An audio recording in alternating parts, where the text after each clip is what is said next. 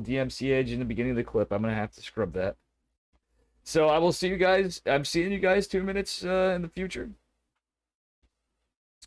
I'm going to make some coffee up. I will be back shortly. And we have some ESL Open Cup Asia. Should be pretty exciting.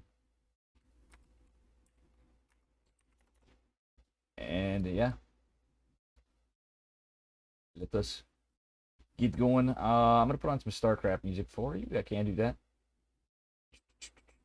What was I trying to put on? What was I trying to put on? What was I trying to put on? Oh, there we go.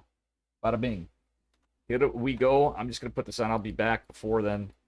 Sibber John says, so when I use TTS now, we will hear it when you'll live again? All right, ladies and gentlemen, we're getting started. And again, Chicken Man will be casting, of course. Well, not of course. He's back in action. He's going to be casting it. We have...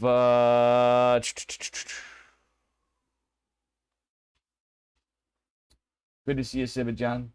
And chat. Let's see who is back with us. Chicken Man, I'm sure Steadfast will be more than likely, if I was to guess. I don't know if Pig is casting tonight. I don't know if Renegade's casting tonight. I don't believe Beowulf is casting tonight. We will see who's casting. Steadfast certainly is. He's coming up now. And... yeah. So, all right, guys, I'm going to take a brief break, get some more coffee in me, and we'll get rolling with some ESL.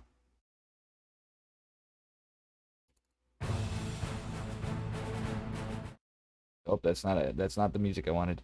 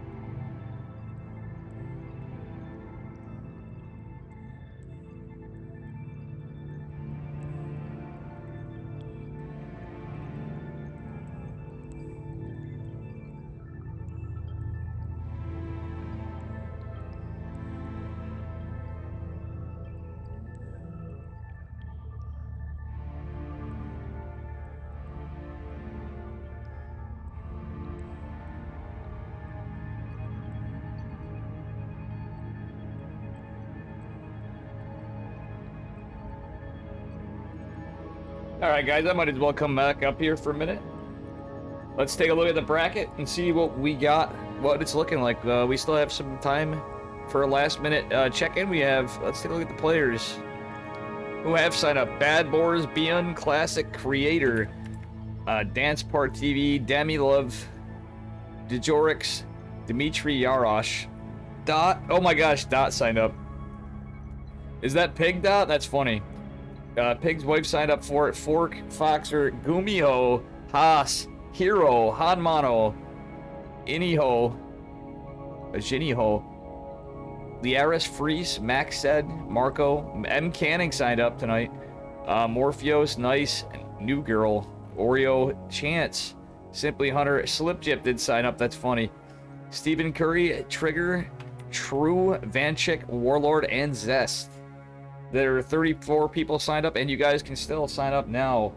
Granted, you'll have very short time in the last minute check-in sign-in. You have that last 5-minute window to sign in to play. It'll close soon. If you sign up late, you don't need to check in. And good to see you guys. Hey, Reza.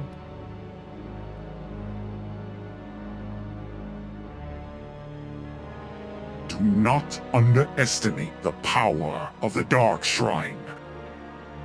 Alrighty. I am going to take care of some things. Hopefully, while we get started up here. Again, Chicken Man and Steadfast are our bigger streamers streaming tonight. I don't believe we're going to see Jim Rising. I'm curious to see what other casts we have. We obviously have some Korean casts, etc. on ESL Koreas. Good to see you, Reza. Should be a pretty exciting Open Cup, that's for sure. We got some pretty good players. And yeah. ESL Open Cup number 110.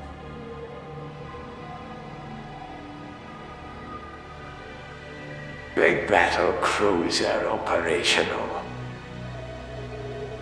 And I'm gonna do it again, even though we're just starting. Because I just juiced the volume.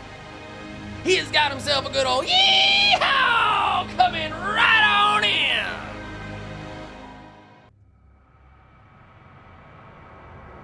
There we go.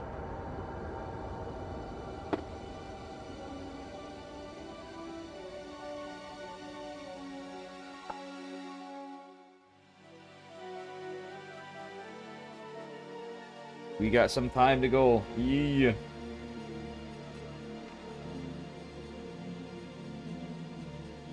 I'm actually gonna hide the gifts from the tournament. Alright, folks, I have to head over to Asia. What's wrong with me?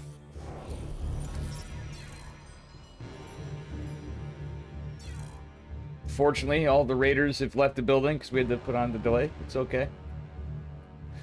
We'll have some fun with the old ESL Open Cup.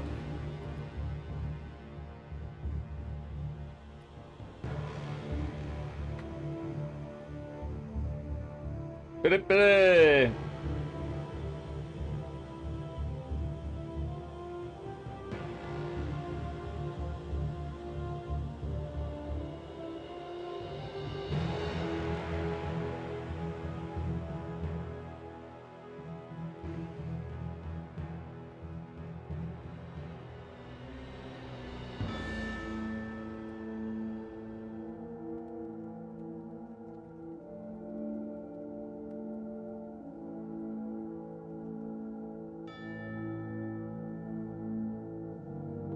And Pilly Pilly is doing Star Auction. If anybody wants to join them, be sure check them out.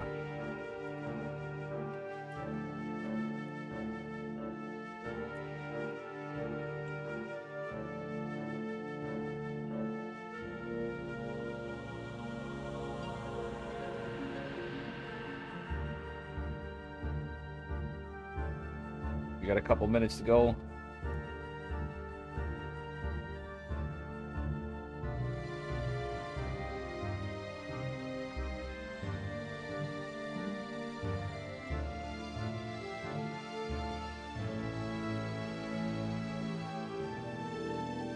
Alrighty.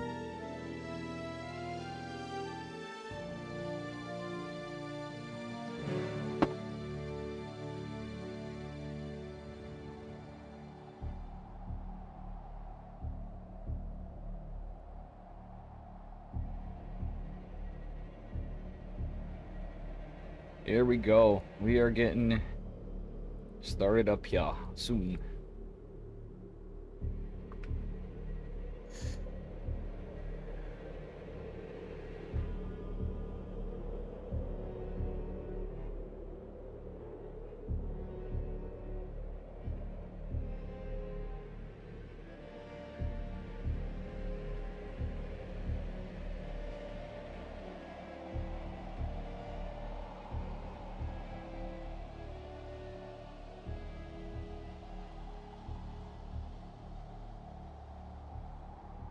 Alrighty, let's see what we got. Bracket will be live soon. Hopefully, within the next probably 5 minutes. Probably less than that. It's ESL.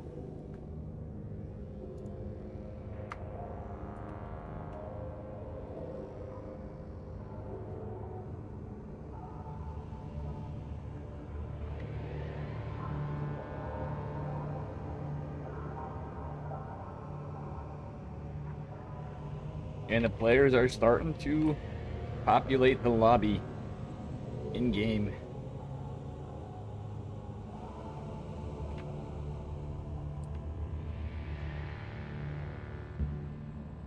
I gotta fix this. I'm not a big fan of this text. Let's see, what's this?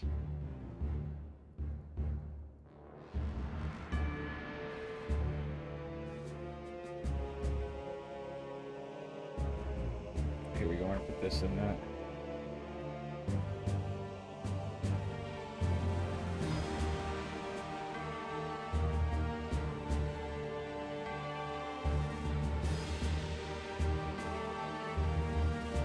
Okay.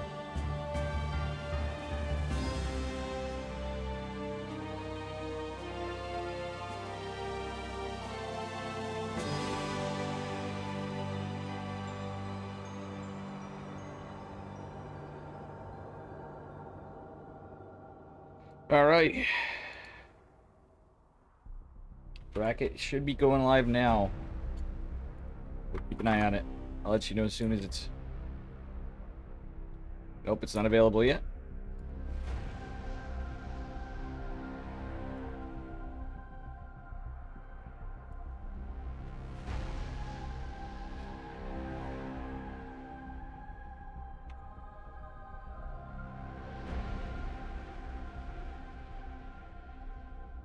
Bracket is starting to get filled in here. Good to see everybody, and we are in the ESL Open Cup Asia, number 110.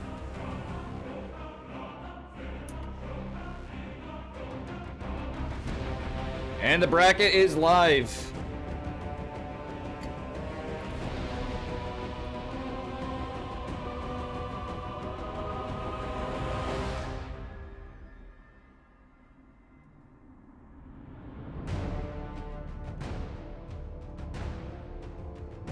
As of 1:02 p.m. or 10:02 p.m. Eastern time. Here we are, people. Looks like we got some StarCrafting to do. And we have some pretty good matches.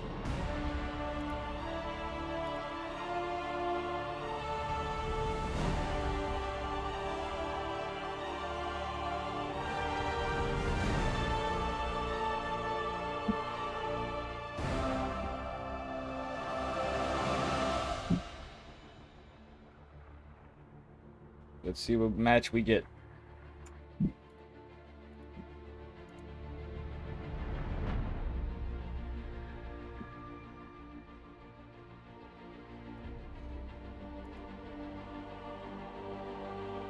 Oh, into the Inno, of course. Okay.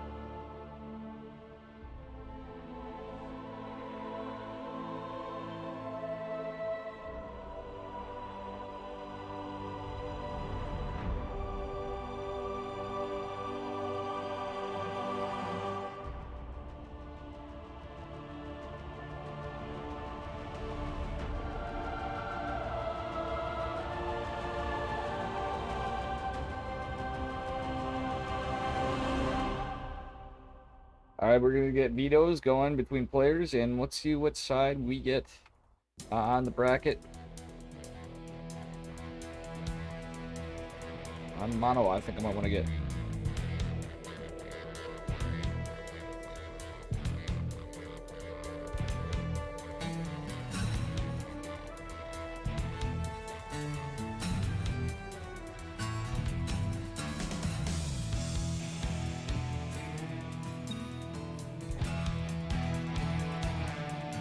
See what we get.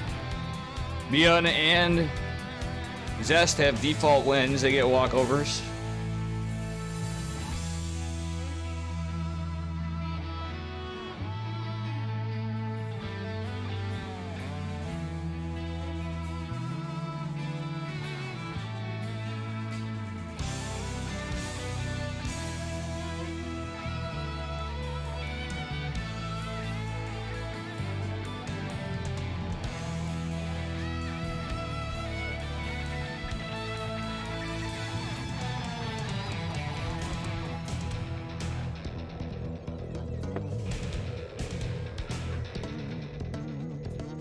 All right, gamers.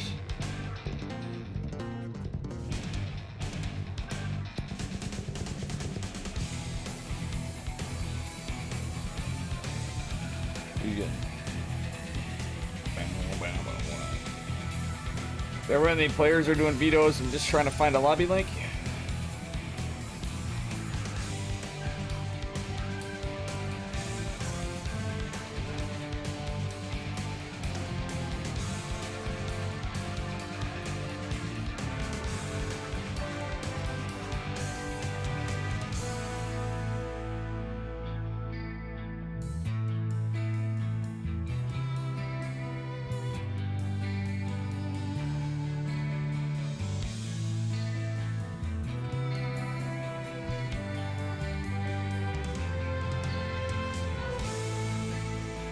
Is Hero not here?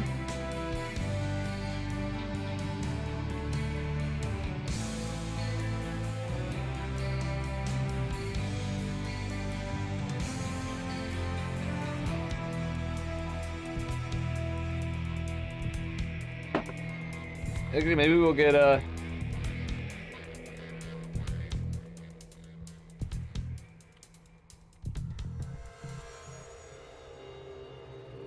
Gumiho versus Manansuck.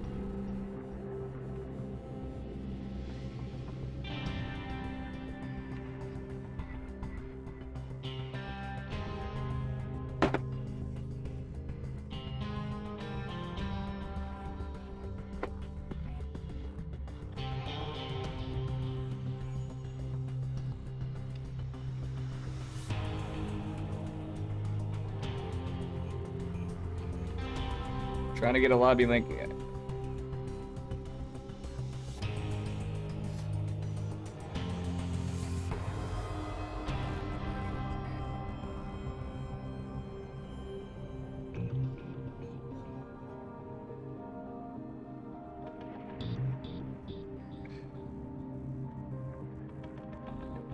Nice classic.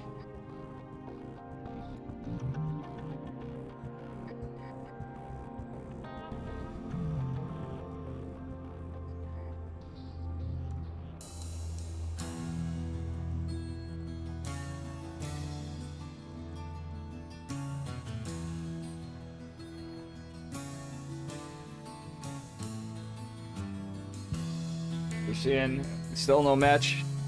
Chicken Man, I believe, got Gumiho.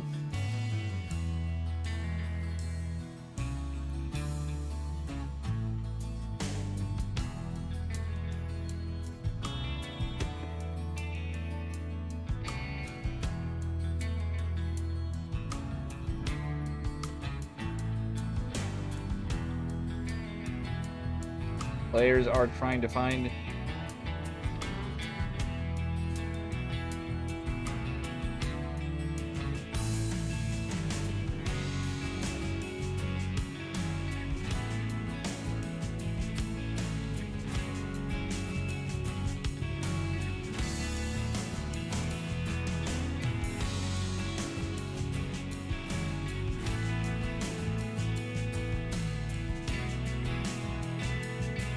Alright, gamers, bear with me. I'm trying to get us a match, but I'm sure we're going to have something really good.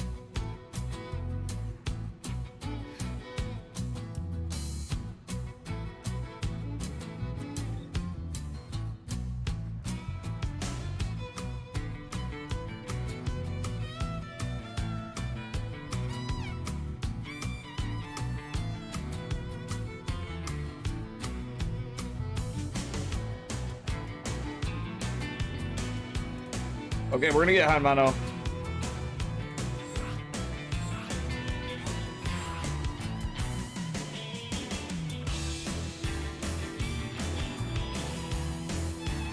Yeah, Hanmano versus Janio. Janio versus Hanmano.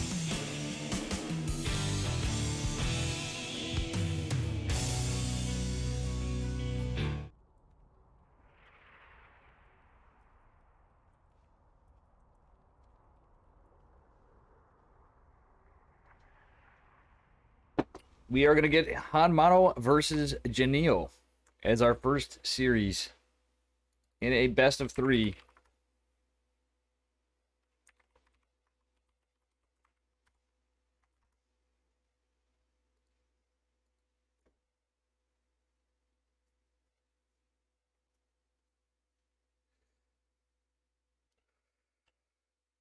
So here we have it. Here we have it. Janio versus Hanmano. We have a Korean TVT, folks. Let's go. It's not just any TVT. It is Korean TVT. And here we are, spawning in the bottom left corner of Glittering Ashes. Representing Prep Esports, it is Janio. And his opponent in the upper right, representing Prep Esports, it is Hanmano. Wait, it's not Prep Esports. Actually, Janio is Prep Esports. It is a inner team versus inner team battle on the Korean front. How is everybody doing tonight? We finally have some StarCraft for you. Alrighty. Looks like a pretty standard opener. A little quicker gas from Janio. Not to be unexpected in TVT. We don't see any SCVs going across the map at this point. It is the time where you'd probably start sending them at 16, but either player is not doing it. We think we're going to see a Reaper Scout. Okay, bold gas is being taken by Hanmano. A little after the fact, but a bit more of a mineral edge is the playstyle for our Red Terran player, but you should have enough gas for a Reaper by the time this barracks finishes up. And yeah, that's about it. So good to see everybody in our first game of the evening. Unless you're from Korea, then it's the first game of the morning. All right, we do have an immediate reactor from Hanmano, but a Reaper from Janio. And we are going to see a factory immediately down for that quicker 1-1-1 before tech from Janio. Hanmano is going for that reactor first. Reaper will make its way out potentially. Hey, who wants to have some fun? Thank you for the raid, Musti. Hey, how you doing, Shui? Musti, thank you so much for the raid. Hope you had a great stream. This is a 2-minute stream delay. Good to see you all. Good to see you, Shui. Welcome, Raiders. And this is ESL Open Cup Asia, number 110. Alrighty. Well, guys, make sure you give Musti a follow. German Terran player. Pretty good dude. Definitely an entertaining Twitch streamer, too. Alright, everyone. So, we do have a double Reaper Hellion opener from a reactor out of Janio.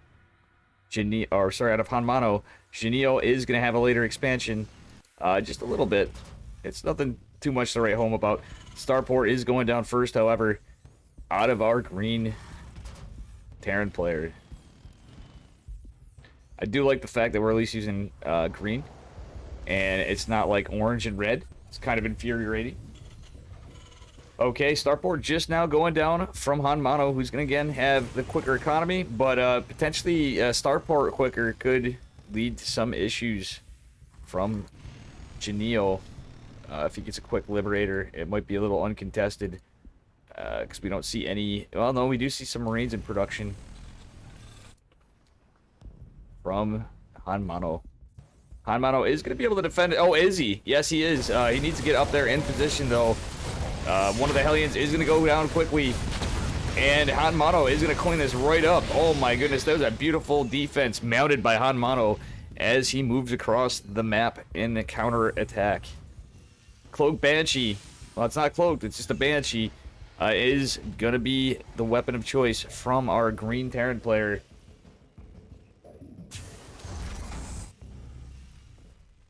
And we do have a medevac, interestingly enough, from Hanmano, who is going to go try to posture and see if he can get some worker kills, get some information, and get out, potentially. He wants to see what he's up against. Is the Banshee going to be... Let's see where the rally point is. It is just going on the ramp. Fine, finally back at 5,200 MMR. Good for you. Congrats, Moosty. Moosty. Do I actually say your name right today? That is the $5,000 question. We have a Marine tank drop from Hanmano. Just one, but it is going to be greeted by some Marines if it just goes right into an unrallied position. The two Cyclones are going to find some work, but one will both survive. That being said, the Marine tank drop is going to go down and potentially kill this second Cyclone. However, beautiful siege tank micro from Hanmano.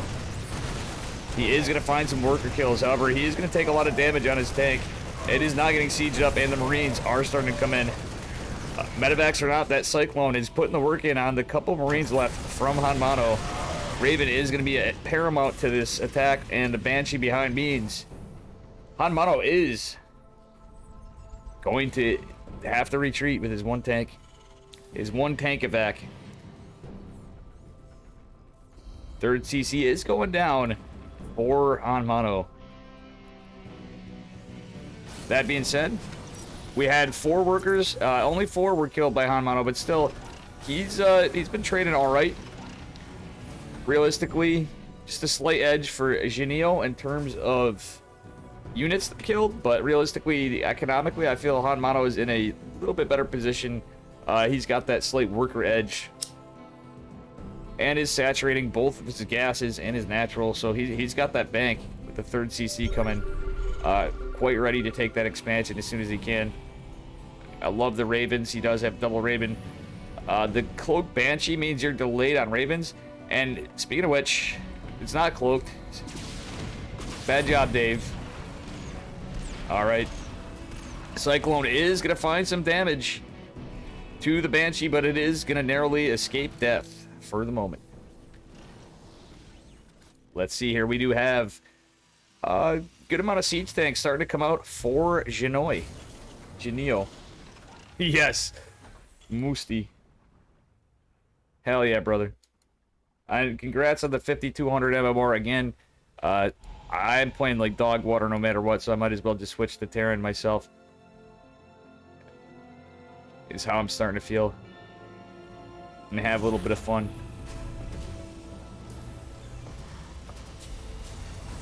$5.2K is about low GM.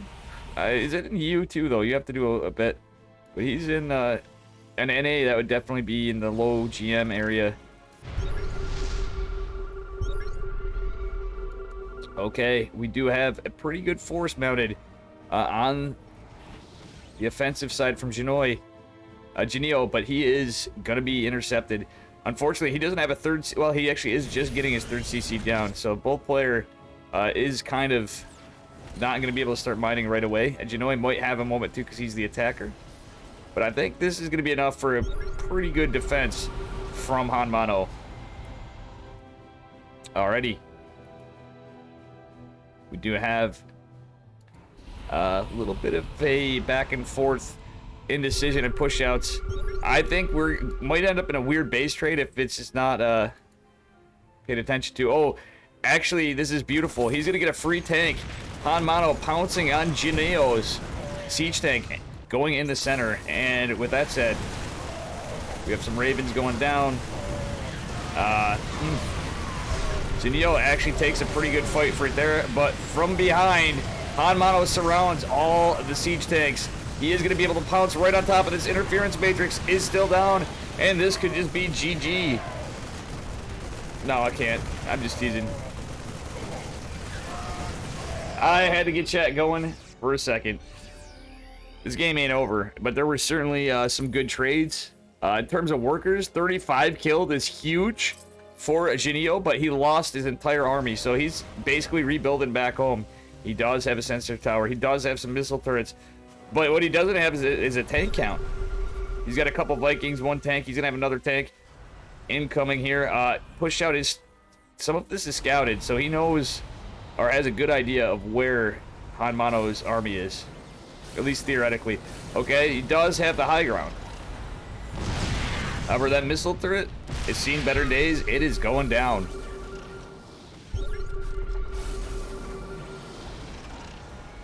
You know... Yeah, there is a 2-minute delay. Alright. Another missile turret is going to go down, leaving a target of opportunity with interference matrix for Hanmano to pounce in. Both siege tanks going down. Again, losing all those tanks before could be the deciding moment. That's why I was saying GG earlier, messing with chat, because a lot of things can happen here. Vikings are landed and are going to go down. Like, yeah, this is not looking good for Jineo. He is down on army supply.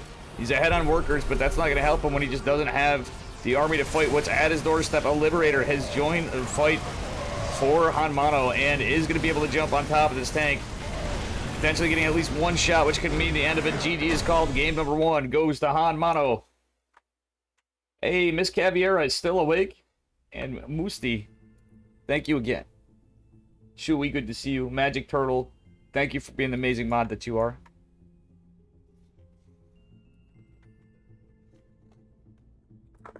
And same to you. Hanmano forgot stem, but he certainly cleaned it up. He didn't need stem where he was going. That was a very... Well, it was a very TBT, if there ever was a TBT. We didn't need stem where we were going in that game. It was a beautiful decision to just move across the map after he cleaned up the army that was on his doorstep by Hanmano. Just great. A great strategist and a master of mechanics. Mr. Hanmano from Prep Esports. Alright, chat. We're moving on to game number 2. Damn, I didn't get my coffee in between. It feels bad, man. Alright. Granted, that means I wouldn't be able to sleep too well later. Anyway, spawning in the bottom right corner of Berlingrad. Representing Prep Esports, it is Jineo. And his opponent in the upper left. Also representing Prep Esports, it is Hanmano. Sporting the red. Let's see what we got this game.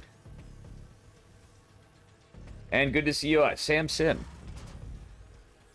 Welcome, welcome, everybody. If you're new here, please smash that follow button. Well, we're winding up for game number 2 here. Just the very beginnings of a TVT, you know. We got the barracks going down first for both players. We got the gas finishing up for Jineo. I'm just kidding. Jineo again with the fast gas. Going for that quicker factory. Or the quicker Reaper, depending on how you look at it, because barracks goes down first. It all kind of evens out. We might see similar. Hanmano likes his 1-1-1 builds, as we've seen. No, his 1-1-1 builds. His medevac marine drops. We've seen a lot of that out of his play in any of the tournaments that have been on this stream. Anyway, I am a big fan. When you can pull it off, it's certainly nice. How he took the natural in the previous game was a great start for our red Terran player. Let's see what Genio does this time. Alright, this time we are opening with a Reaper from Hanmano. Not going for the reactor first with that 5 Reaper kind of hit squad. Base Shui in the house. And guys, if you don't know Shui, make sure you check out Shui's. Well, Shui and her magnificently awesome kitty cat. She is a great cat. Alright, Hanmano is gonna make his way across the map. First, both players going to do a little scouting, looking for proxy wrecks. Well, actually, not quite. It's a change in pathing from our Red Terran player. There's gonna be nothing out to defend against this Reaper on the side of Hanmano. However, we're looking at there's gonna be a Reaper to meet and greet Hanmano from Genio, but he is gonna get some damage done first. Hellion does follow back up. Yeah, there's absolutely nothing for Hanmano to deal with the Reaper other than workers. But he gets a full surround. Mistakes were made, and that Reaper goes down, catching just a single Reaper. That was worker. That was beautiful micro from our Red Terran player. Reaper versus Reaper. Bomb is run, I believe. Hanmano wins that fight. However, it's going to immediately die from a Hellion, which just disintegrates any hopes and dreams it may have to live on to be that late game 1 Reaper that lives on from the beginning to the end. Alrighty. This time we have a Cyclone and Marine, so we are going to have a drop again from Hanmano. A stimulus drop. Is he going to go with the Cyclone? My guess would be yes, but he might just keep it as a defensive Cyclone. We've seen some wild plays like this out of Hanmano in this kind of build. This particular build, I should say. He pulls this one out from time to time. A delayed CC. And we got a Benga. How you doing, Fuzzy Dizzy? Alrighty. Orbital command is gonna be made from our green Terran player. Okay, the Cyclone attack. A little less impactful in some ways than a siege tank, but I still do like it. He is gonna make sure work with his bunker, getting a free 100 minerals, but he is gonna lose the medevac, which is pretty big in the defense. Losing a Marine, and the Cyclone is gonna go down. Genoi with a beautiful mounted defense. There is a siege tank, however, but it's not going to be siege. There's a Viking. This army is going to also get cleaned up pretty easily by Genio. That was a little bit of a rough move from Hanmano. Genio is now, honestly, he's on the same workers, but he's going to be a little ahead. He's got that second orbital down and mining right now. Hey, Magic Turtle using the Shui emote, and Shui with the berry. Viking is gonna push out to the side and maybe try to get some information on the army push out from Genio. Hanmano does at least have a siege tank mounted there for defense and a second on the way, but he has zero air control with this. I think he's gonna be annoying and get a Viking drop down behind this, or attempt to kind of keep his opponent on his toes. Meanwhile, Genio is keeping up that double Viking production. Banshees are the play from Hanmano. I don't know how much of a fan I am of this, especially when you're against double reactor Viking. Can be a little rough. 3 workers do, however, go down, and that Viking is going to be a little annoying for the moment. At least getting some hull damage on one of Genio's Vikings, forcing a retreat. Interestingly enough, that was just a little tactic to be annoying. Banshee is going to make its way on the other side, but it's not really going to find much value, I'm pretty sure. We do have a Cyclone, we have several Vikings, and everything is mounted more of a defensive position for somebody who traded pretty well from Genio.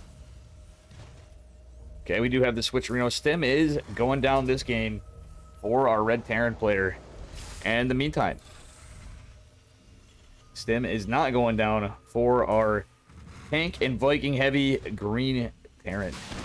Banshee is going to try to get a little supply block, or delay it, at least finding some worker kills. One Viking is going to come intercept this as Genio moves across the map. Army supply 25 to 38. Genio does have the supply lead, and he does have air control. Again, this could be pretty big for our green Terran player from Prep Esports.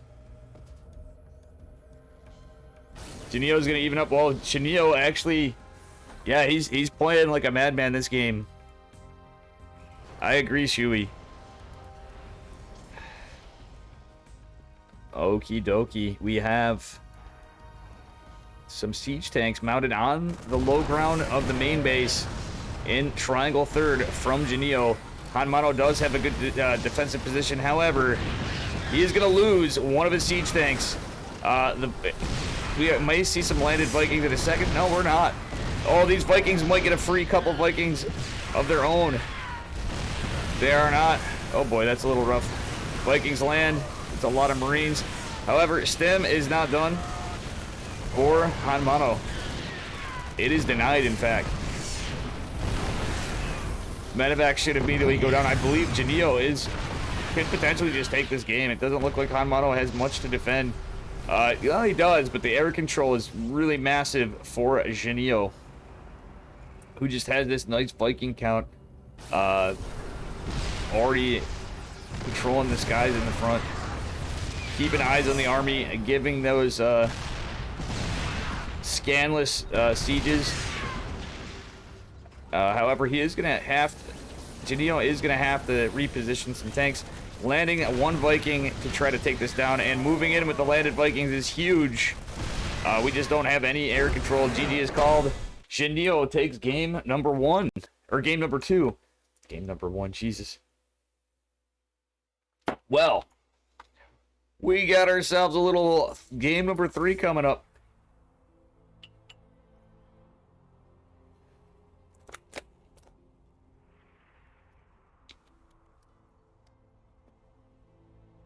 How is chat doing?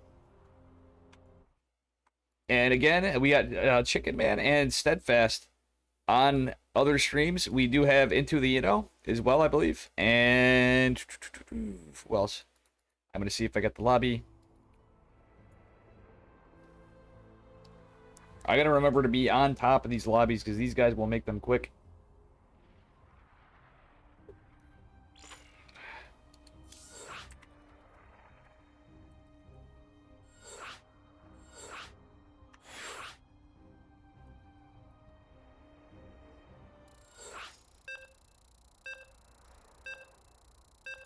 Moving into game number 3, peoples. Giddy up. Hey, thank you for the follow, Manipulation. You will hear this 2 minutes from now, and if you're also new here, please smash that follow button.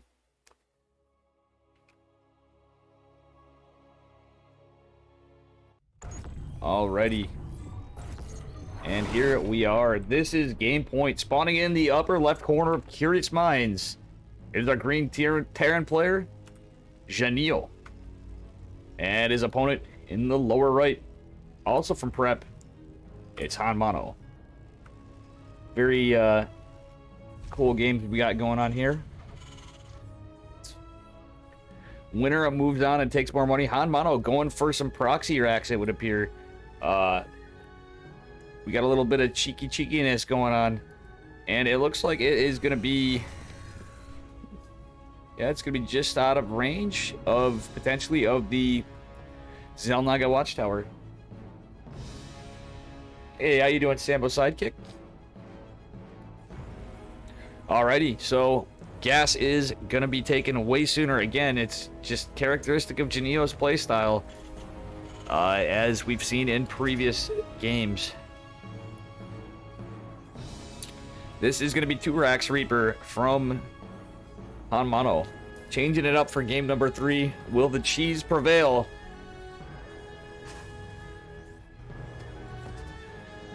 However, will it be scouted is the question. And immediately, Janio almost scouts, but does not catch the proxy racks.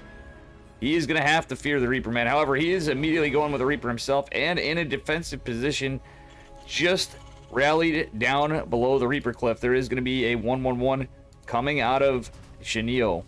Just your standard kind of safe TVT play. Wait, this isn't going to be one Reaper. This is going to be a proxy or a reactored Reaper. Very cool stuff. It is going to be a proxy double reactored Reaper. So we're gonna have 4 Reaper production coming out of Hanmano, unless he has a little plot twist and goes surprise. It's actually gonna be Proxy 211, and which it technically is, but okay, Reaper is not looking for proxies. The SCV does catch the Reaper moving across with the Zelnaga Watchtower, and Janil is going for the other Zelnaga Watchtower. However, this Reaper is going to get some work in, but probably not for long. There's 2 Reapers coming out behind this, but 2 more aggressively on the other side, though there is a Hellion on its way and ready to greet the 2 Reapers from the Proxy Rex, which is not scouted. Okay. It will be a little surprising to see 4 Reapers, but that being said, we don't know yet. We do know that we got a 1-1-1 versus a Proxy Rax, and at that it's 2 Rax Reaper with double reactor. SCV going to get some information, and bada bing, the assault is mounted. Reaper Bomb does catch the Hellion, which is actually kind of big in this fight. SCV being a nuisance kind of distracted him. He doesn't get any kills, but getting some good damage on the Hellion was a little nice for Hanmano. However, he has to be careful. There's SCVs repairing the Hellions.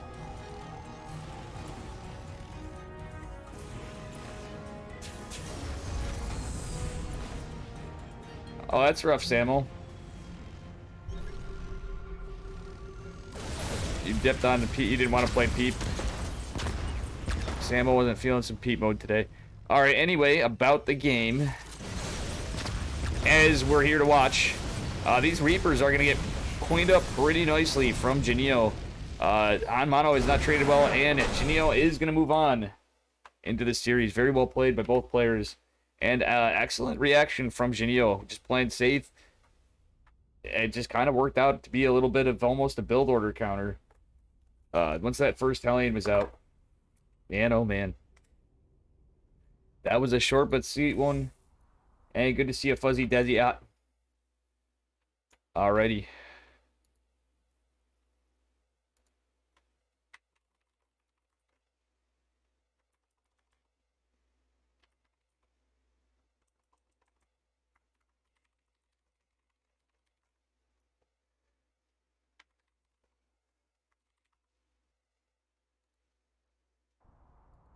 GG's. We are going to go on to our next series. I'm probably going to follow this side.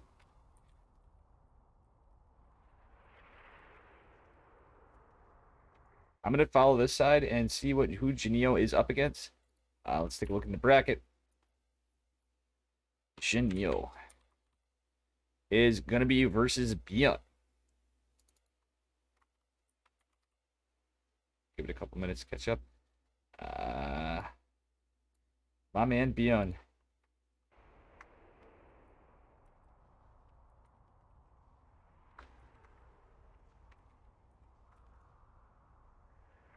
Fuzzy Desi, yes, queen.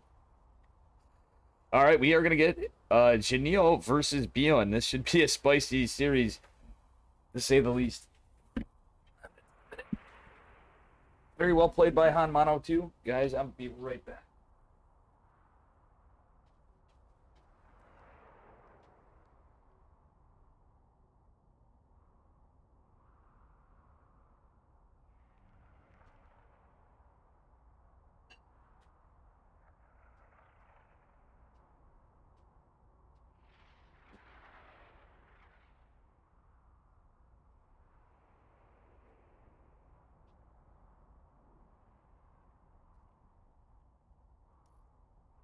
This is gonna be good stuff. I'm just waiting for a lobby link and getting some coffee. That was a short and spicy series, folks.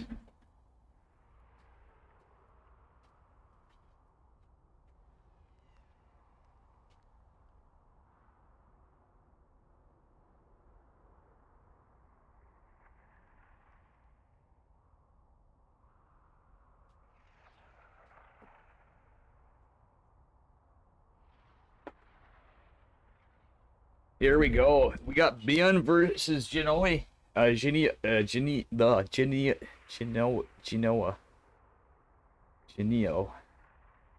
I am shot. Oh, buddy. Getting all the names wrong. It's classic Dave. I was going to get classic, but let's see what happened here.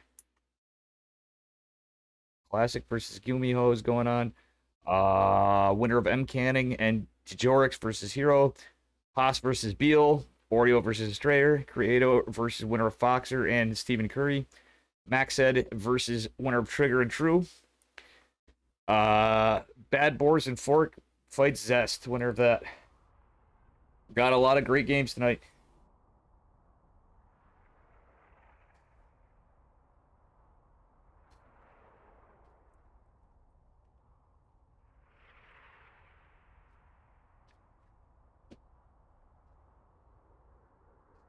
Be unstoppable, exactly. Should have put some like milk in this. Not gonna lie. Should have put some milk in this. Wee wee. I'm pretty excited to see some Beyond Reapers tonight, folks. We're catching the bottom bracket, and the top bracket is Zest, the bottom's Beyond. Yeah, winner of Classic versus Gumiho will face Beyond in the quarterfinals. And again, this is like, and we're getting into new territory. I don't believe the points are awarded yet. I'm not sure. Or ESL EPT points.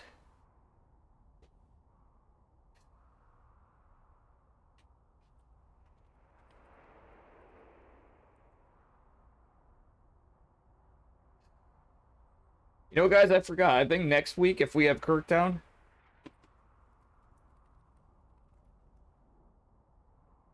we gotta invite Bia on one of these days. It's gonna be rough to do because that's gonna have to be some crazy hours.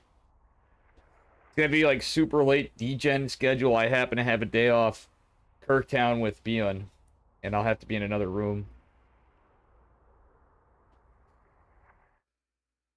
Man, giving Kirktown the Beyond Reaper. Imagine. That would be some funny stuff. All right, folks. Beyond has sent the lobby.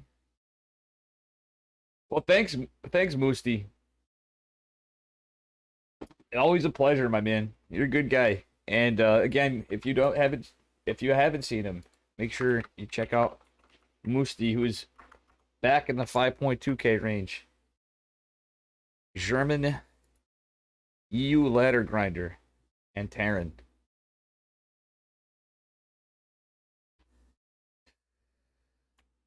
Here we are, Beyond versus Genio. My man.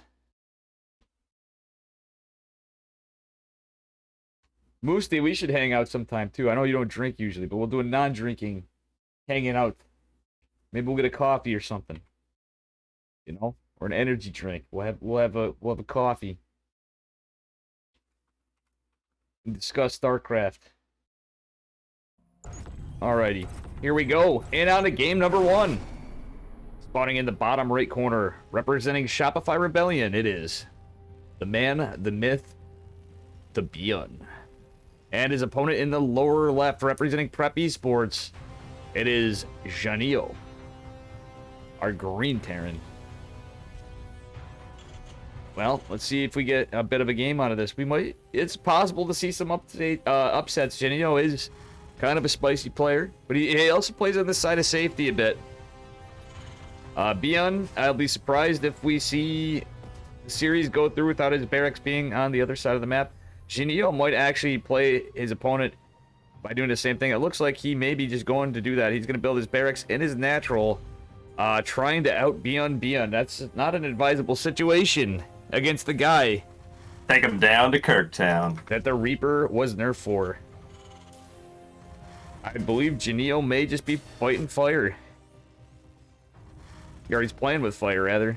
That's not probably the safest strategy to try to mind game Beyond. Alright, Beyond is going for double gas.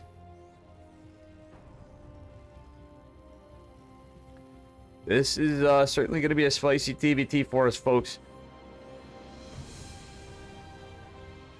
Okay, we have our first Reaper coming out from Beyond. Genio is going to be a little delayed. That little, like, millisecond of delay can mean worlds of pain from Beyond. Man. Factory is going down for Beyond, and not quite yet. It is just going to go down.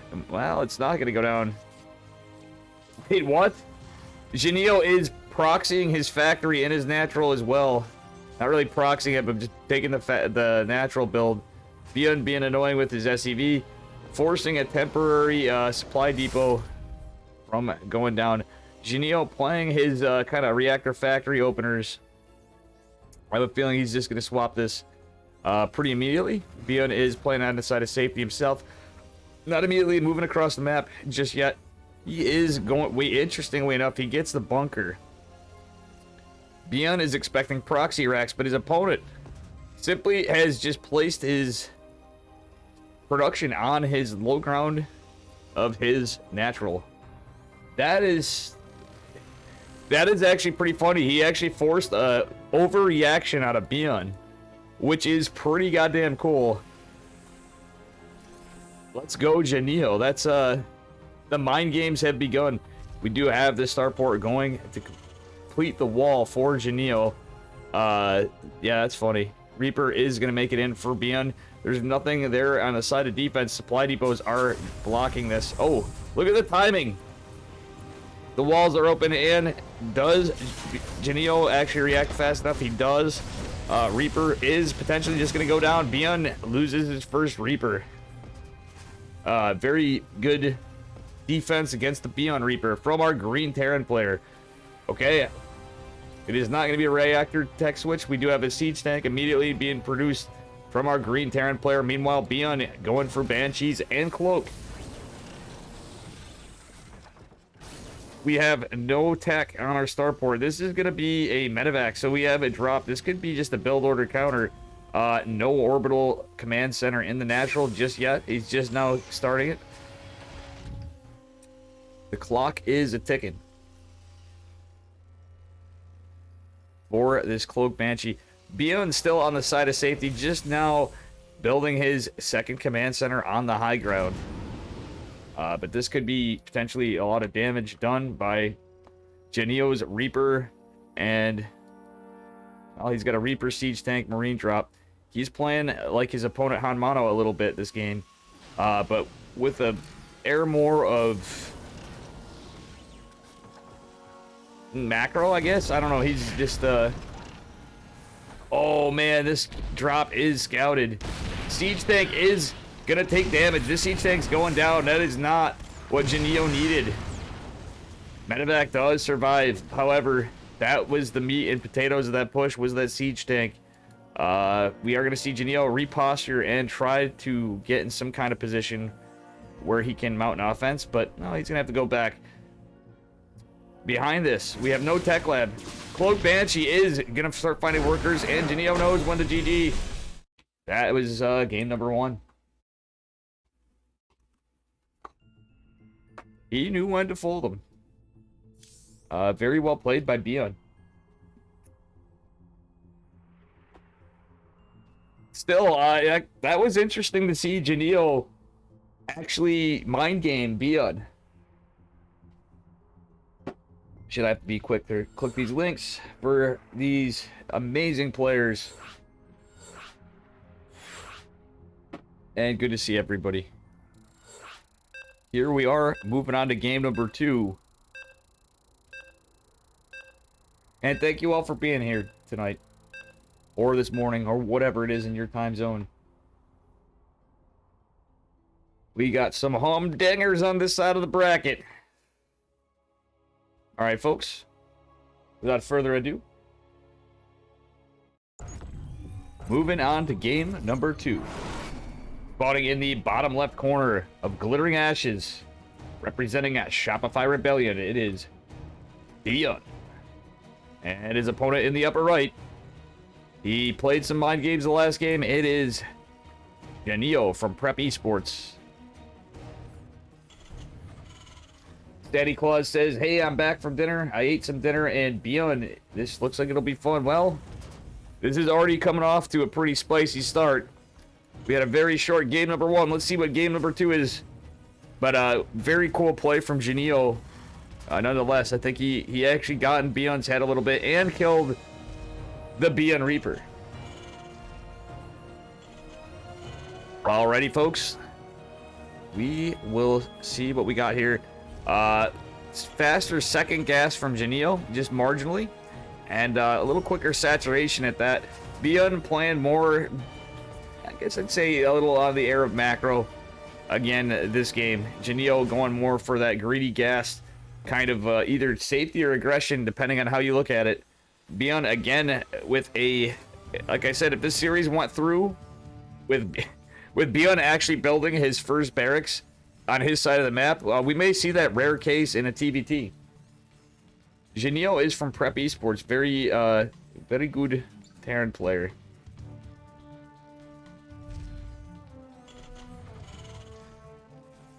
All right, we are going into 1-1-1 from Genio, not surprisingly. Reaper opener, which is, I think it's a little safer against Beyond. He is going to not have enough minerals to build this supply. Oh, he is.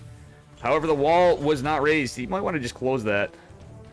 I think somebody did not take advantage of the fact that the SCV got in. Beyond playing it safe. He wants to keep that SCV alive. Reaper is going to be made after the first Reaper from Genio, and the same is going to happen for Beyond. We have a defensive Reaper out on the high ground from Beyond.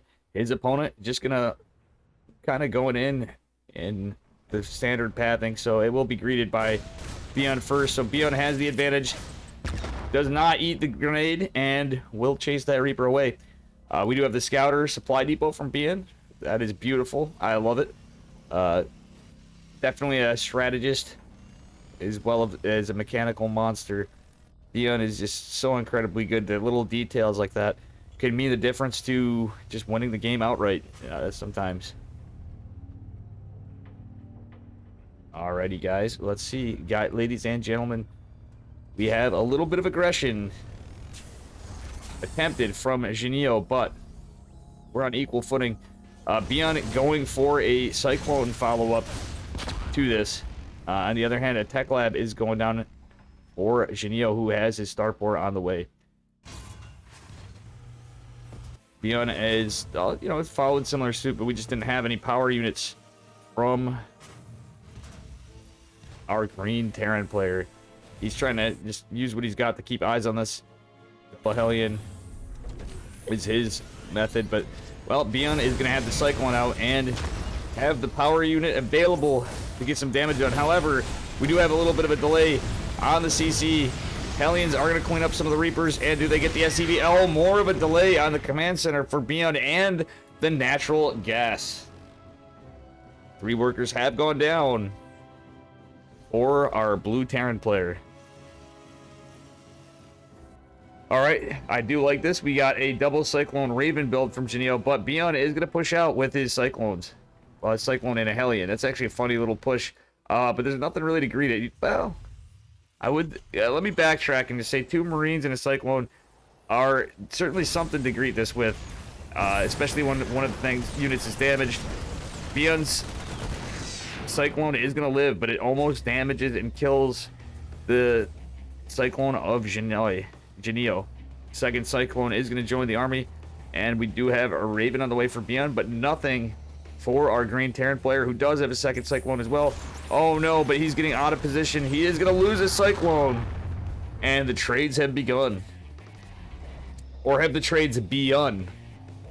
It wouldn't be a Dave stream without some bad pawns, folks. Let's go. Okay, Genoi does have a Raven available. There is a Banshee, not cloaked, from Beyond. Going out, and you know what? Genio's army is out of position, looking to posture and try to find things, but Banshee is going to certainly get some worker kills. And other than 2 Marines at the moment in that Raven, there's really not a lot Genoi can do to stop it. 5 workers will go down. Actually 6 and counting. Potentially could get another one. Auto turret does force the Banshee to retreat to the natural. Oh no, it's gonna find more work. Very unlucky. 6, 7, 8 workers going down, and the count keeps growing. Bion is just absolutely massacring this. Even gets a free Marine before it goes down. I would say that was entirely worth the cost of one Banshee. He's forced mining, yeah. He forced the lack of mining. He killed 9 workers. That was just huge.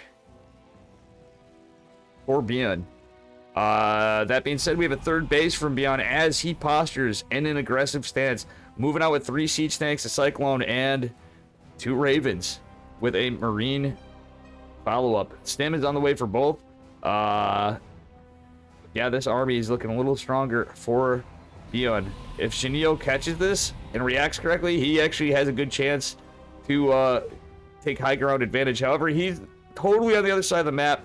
We're going to see a little bit of a base trade momentarily.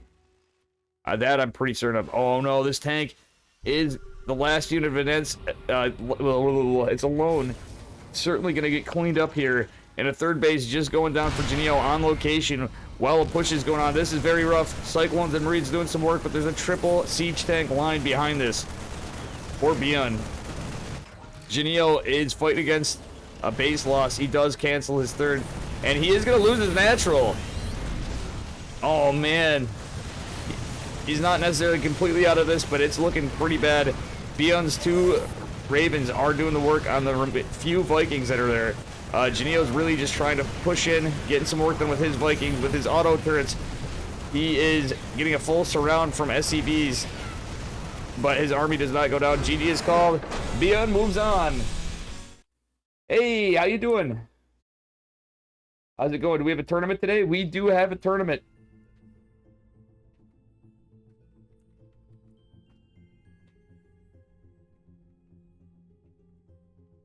Yes, we do. My dude Christianer.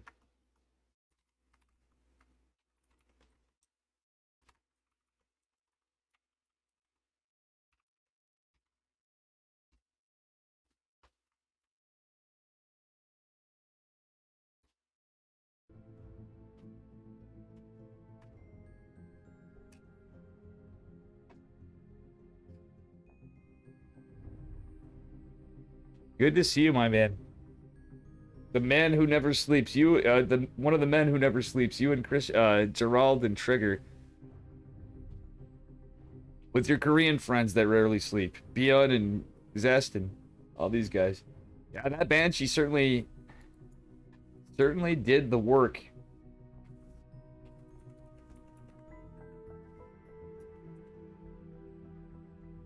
Bion 2,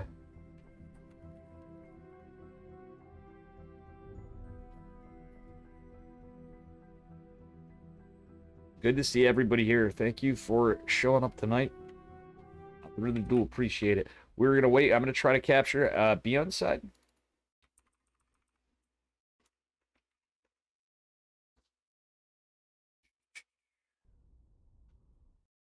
And, yeah. Let's take a look at the bracket. Bion is going up against the winner of Classic and Gumiho, which is certainly going to be going on a little longer than that series. Very well played by Janeo, though. Punching above his weight a little bit.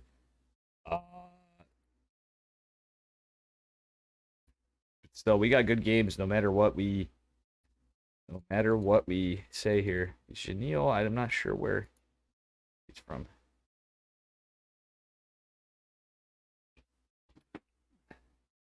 Quote the Raven, nevermore. True. That would be the Chicken Man.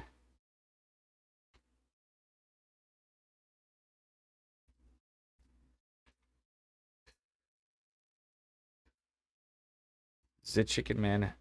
Strat.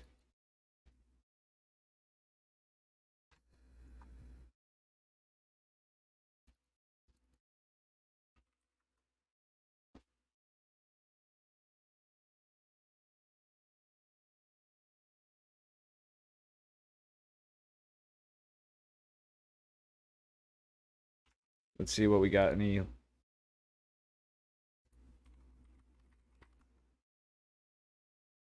5 a.m. there, yeah. Pretty early in the morning for my Polish friend Christianer. Good to see you. Reza, good to see you with that #1 gift sub.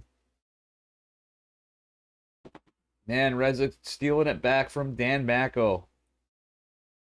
And where's the Eddie key? You guys have been fighting over that #1 gifted sub spot here in the Dave Testa stream. All right, I'm going to catch Trigger.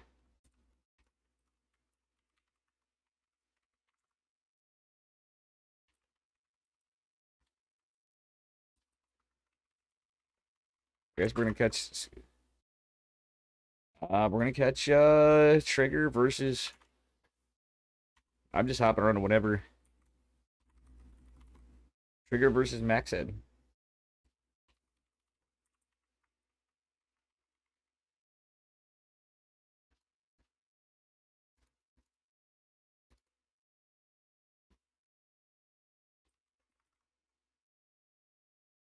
Yeah, good to see everybody.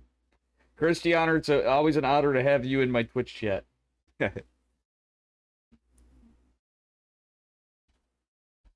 My young Polish Protoss dude. Not Polish, Polish. Feels 11 p.m. here in New York. All right, gamers. We have a little bit of a PvP action here for you.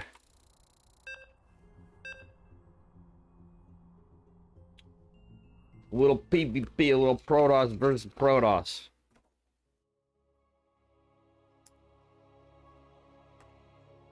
And let's go. Alrighty. Spawning in the bottom left corner of 2,000 atmospheres. Representing Root Gaming, it is Trigger. And his opponent in the upper right, representing, I forgot his team, it is Maxed. IG Maxed. Sporting the red.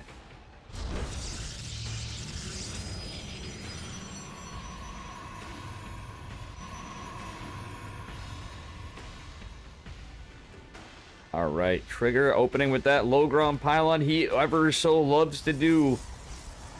Is it going to be a 1-gate expand? Is it going to be a 1-gate Stargate? We're going to see. I think Trigger's going to stick with his old bread and butter. Trigger and tryhard mode on the other side of the pond. It's good to see it. It's good to see you, Reza. It's going well. How are you doing tonight? Alrighty. Max said going with a little scouting.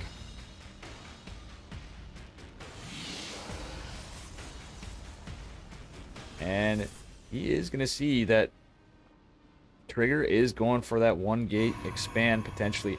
Double gate is the build of Max said. He is going for that double gate stalker production. Presumably, he might open with the adapts, but who knows? We shall see. I'm guessing he's just going to play a double stalker or stalker sentry opener. And there you have it. He's going to try to contest the natural, but not quite just yet. Cybercore and second pylon going down on his side of the map from Maxed. That being said, he is potentially going to get this block. Actually, we're going to see it momentarily. Yep, there's the pylon. Probe is going to chase the probe, but then go follow the pylon with the zealot. That'd be annoying. Question is, will we see a Cybercore drop? Nope. He's just going to continue to be annoying with his probe. And try to mess with the pathing so the Zealot can catch it. Oh no, Zealot is trying to defend. Little song and dance, but the Nexus gets dropped from our orange Protoss player. There we have it. It's a Stalker and an Adept. Okay, this is kind of cool. Hey, what's up, Yeti? Speaking of legends in chat, we actually have King of Kirktown himself, Captain Yeti Spaghetti. The actual captain of Kirktown. Official captain of Kirktown, I should say. This is a really cool little play from Maxed.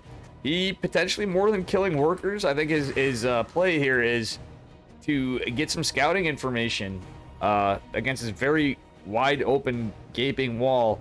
and potentially find out what is the tech of choice of Trigger. Max said going for a proxy. Man, this is kind of cool. I love this. The Adept is definitely going to be a little helpful. However, to kill a worker, he's going to shade back. One Stalker is going to get disintegrated by phase disruptors. Okay, we are going to have a 3-gate from... Could be 4-gate. I think it's just going to be... It might just be 3-gate from our Korean Protoss player. The gentleman's matchup, yet he said yes. However, I don't think this is going to be so gentlemanly. Our Korean player is going for that proxy battery with a 3-gate. And here you have it. There's that Adept I was talking about. Going for the Scout. Gonna find out exactly what the play is. It is going to be fully surrounded. I don't think it has a read of everything per se. Shield battery's going to save this. Adept actually going down to Trigger's probes. Trigger with a beautiful defense. Oracle is going to go back and have nothing to defend against it. This could be game-ending damage right here. We have a Void Ray coming in to help defend. One shield battery down. Second finishing and battery overcharge will at least be shortly available. And it's a matter of a second or two. Man, Oracle killing 10 workers on the other side of the map. Trigger not bunkering it for a second, but it doesn't matter. 11 workers, 12 workers going down. This defense means everything, and this is just too well defended. Warp Gate, however, can go down. Oh, Warp Gate at least completes. That does help Trigger a little, but he can make no more.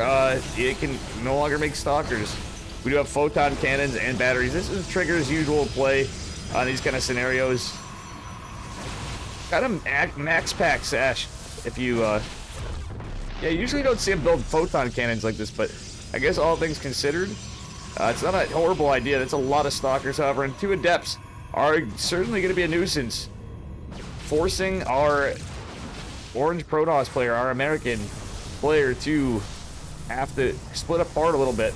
Photon cannons finishing is pretty nice, however, and the 1 Adept is going to have a little bit of time killing workers with a shield battery. Oracle is still out on the other side of the map, but there is a defensive Stalker. The 1 shield battery is going to help, but realistically, we have Void Ray production from Trigger. This DPS is getting ridiculously high, though. Okay, 2 Voids are out. Third is going to join the fight momentarily. However, that pylon looks like it's on death's doorstep. Photon cannon's helping a little. Prismatic alignment is cast. And, yeah, GG is called. Trigger beautifully holds the aggression from Maxhead. Absolutely, Yeti. That was a beautiful position of Trigger. And we will be waiting for game number 2. How is chat doing? How's Yeti Spaghetti doing? I was up way too late last night, my friend.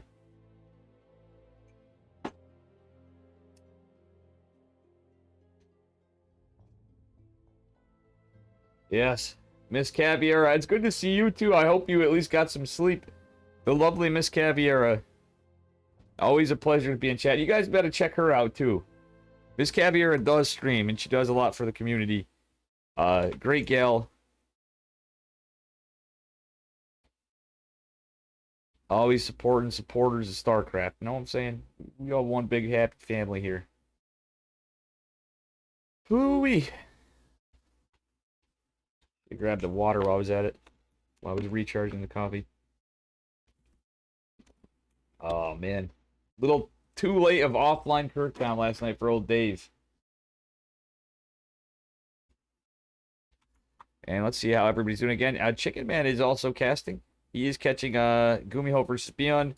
Steadfast is catching Gumiho versus Beyond as well. Oh, shit, I hope I got the lobby.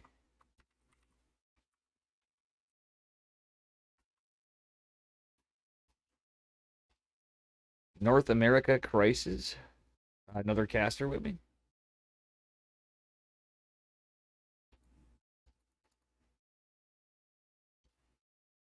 Must be a new caster, or I'm just being silly. Chris Easy, North America, new caster, potentially. Or just be on the Korean side. Alright. And here we go, going into game number 2. Spawning in the upper right corner, representing Root Gaming. It is our American Protoss player. Well, North American Protoss player, I should say. Canadian Protoss player, Trigger. And his opponent in the lower left. It is Maxed. And if you're new to the stream, please smash that follow button. And he's Buzz Lightyear. How you doing, Silent Dream? Welcome, everybody. And good to see all the fam. I am on a 2-minute delay. Trigger again with the low ground pylon and a little delayed gateway. That was actually a pretty quick gateway. A little snappy one out of Maxed. Presumably we'll be opening with more aggression again, but we'll see. Certainly indicating it with the high ground gateway. Probes will meet each other. No immediate proxy. Ooh, excuse me, chat. And we are going to go on. So, double gas from both players. Pretty quickly, Trigger taking his a little later for that indication of a fast expand in PvP. However, Probe is going to be immediately on this. Trying to get that denial as early as possible from Maxed. Cybercore going down for Maxed, and, well, not much else to say at the moment. Probe is going to be annoying from Beyond, but we have a little bit of the same. A little bit of the same right here. Well, Trigger is just going to go right for gas saturation. He might actually just go for a Stargate first. I'm mistaken. He still wants to, maybe he wants to go for it and see what happens. He should be in good shape to deny this again. Doing the same as he did at the previous game, getting the Zealot, playing that little dance with the Probe, who is going to find its way back on the low ground in a second. Truthfully, again at cancel, he is not trying to risk that Cyber Core going down, which can be quite annoying. Stargate is going down from Trigger this time. Guess what? We got a little bit of surprise. Trigger not saturating his gas just yet. Funnily enough, it's oversaturating, trying to get those minerals to get that Nexus too. He gets the Stargate and then he gets that 228 Nexus. Oh, you're buzzed, Lightyear. Jesus Christ, chat. I misread so bad. That is hilarious. Yeti is buzzed, Lightyear. Yep. And that is the bracket. Alright, Probe is going to move across the map. Bada bing, bada boom, going down for Trigger. And Adept, again, is the play. However, Maxed going for the expand this time. It is scouted, at least, from Trigger. Trigger sending the Zealot. Marching its way across the map to be annoying and get some vision. Maybe even holding it to scout for any potential drops or oracles. I think he's just going to try to go in and be annoying. Adept is almost dead, but it does manage to live, which is good for Maxed. Maxed does see the Zealot, and the Zealot gets trapped. 2 probes are walking there. Oh, that little hesitation from Trigger is going to mean the Zealot is not going to find any worker kills. Stalker is going to clean this up. And there you have it. Adept makes its way into the main base. However, Stalker's there to greet it. That Adept is almost dead. I don't think it's going to find any worker kills. However, that little bit of a wall from Trigger may actually change that. Yeah, 1 worker going down for Trigger. Adept is going to eventually die. Oh, but this is a double Phoenix play against an Oracle. Met with a shield battery. That is not good for Trigger. He does get some vision on this. He knows this is Phoenix play. Does he see that there is a Twilight Council being built? I don't believe... Hey, he might actually notice that. That may just be out of range for our Canadian Protoss player.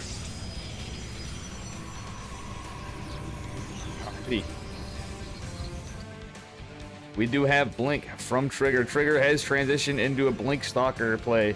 Just a standard play, but there's nothing really in terms of defense other than some Stalkers to try to fend off the 3 Phoenix hit squad. On the other hand, Maxed is also going for gateway production and getting Blink. This was just a little bit of a ruse. He's going to get some worker damage, but he's going to have those Phoenixes for defense against Trigger. It is Kirktown, baby. Yeti, I would be, but I'm like, oh, we're feeling a little rough. Always a pleasure to see my good friend Yeti in the chat. Third Nexus going down for Trigger. I like this. He's going to try to take the greedy route, especially losing some workers here. He is going to have Blink potentially a little quicker than his opponent, depending on how Chronos play out here. But Trigger's going to probably have to be using these Chronos for worker production. It's, well, decisions. Stalkers are going to check for any counterplay from Trigger on Maxed's side, who is just now getting his third base as well.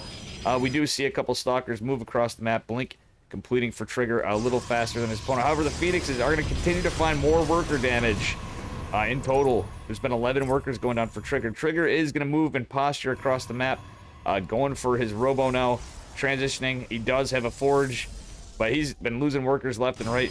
He needs to go find some damage. He does have Blink, loses a Stalker, but he does actually have, in terms of army, a little bit better. Well, he doesn't have the numbers, but it's technically caught up in some Phoenixes from Maxed, so the Stalker game was looking pretty in favor of Trigger. However, he has to be careful because there is reinforcements available and a shield battery.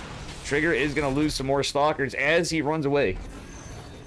That recall wasn't a horrible idea because these Phoenixes are really putting the work in back at Trigger's home base. However, the third Nexus is completed a little faster than Maxed's. Okay, Trigger is going to have one thing going for him. If he can just deal with these Phoenixes, he has +1 ground weapons in the way, which should make his army a little more impactful as the game goes on with that upgrade advantage. Maxed just now completing his Forge. It's going to be a very slight lead here for upgrades for Trigger. That being said, it actually just finished up for Maxed. Chrono Boost can really make things even up pretty quickly, but it may have a moment in an engagement where that +1 can really help him, especially now that Maxed's pushing across and the battle kind of continues for a little bit. Phoenix is still just being allowed to punish the worker line. Luckily, it's only 4, and Trigger's kind of keeping it on its toes. He does have 3 base saturation, and there is a shield battery. However, that's a lot of Stalkers. That was a beautiful, aggressive Blink. A little dicey, but you know what? I don't hate it. He actually saved the shield battery in the back, building some in the front, creating a bit of a pestilence. But these 2 Adepts killing 6 workers is going to be annoying to deal with. Adept gonna shade away for further potential harassment from our purple Protoss player, who's now killed 10 more workers. Photon Cannon just now completed. Phoenix is going to try to retreat. Do these Stalkers catch the Phoenixes? They do not. Phoenix is just being annoying, kind of camping around here. Charge finishing for Trigger and for Maxed. Maxed's a little faster. Interestingly enough, the +1 is about to normalize in the time. You're about to switch it. Oh god, good luck, Yeti. Yeti is gonna switch from beer to wine. Oh man, I'm sure you're not gonna be feeling fine when you're switching from beer to wine. My poor man. That is never feels good. Apologies for bouncing around, folks. Just trying to keep your eyes on the map. Max said it feels safe to take a 4th base. Trigger's been losing workers, constantly having to, reproduce. He is keeping up on attack and keeping up on production, but he's not in a hurry to get a 4th just yet. These Phoenixes have been darn annoying, and but now they can't really do too much. 1 Photon Cannon in the main. Nothing in the natural. There's no even pylon in the back for Trigger. Trigger is posturing to take a 4th himself, which is a good idea because there's nothing really happening on the map. Workers are about even, just a very slight lead. As I say that, Phoenixes go and pick off some workers. It's gonna keep Trigger down just a couple. However, the 4th base stuff will be an issue. Okay.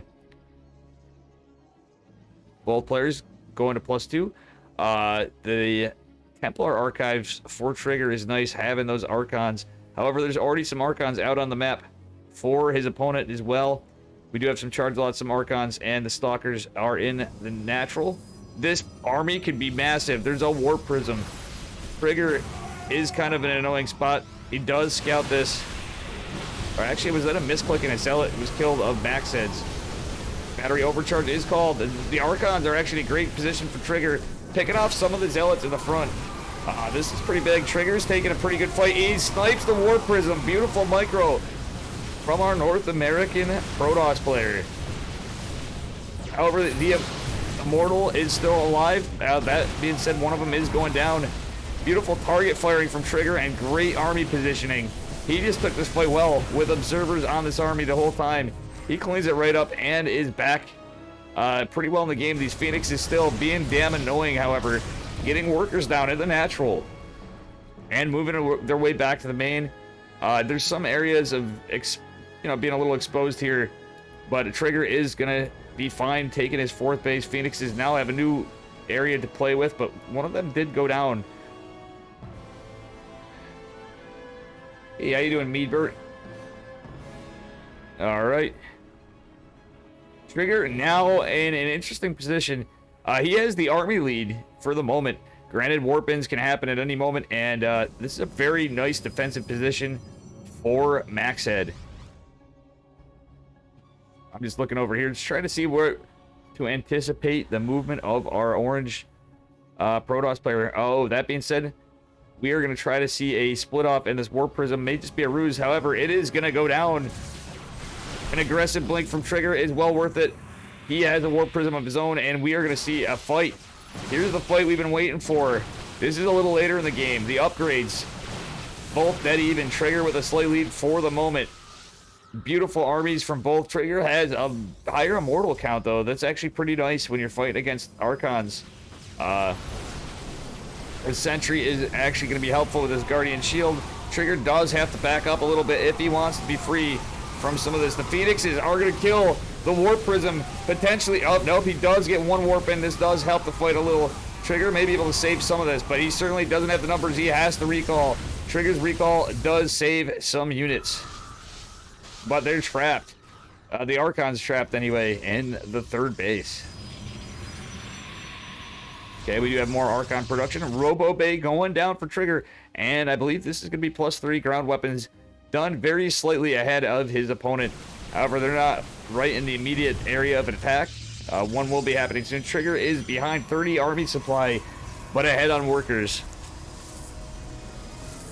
We are now at a total of 13 to 10 warp gates, though. However, that's a little rough for Trigger.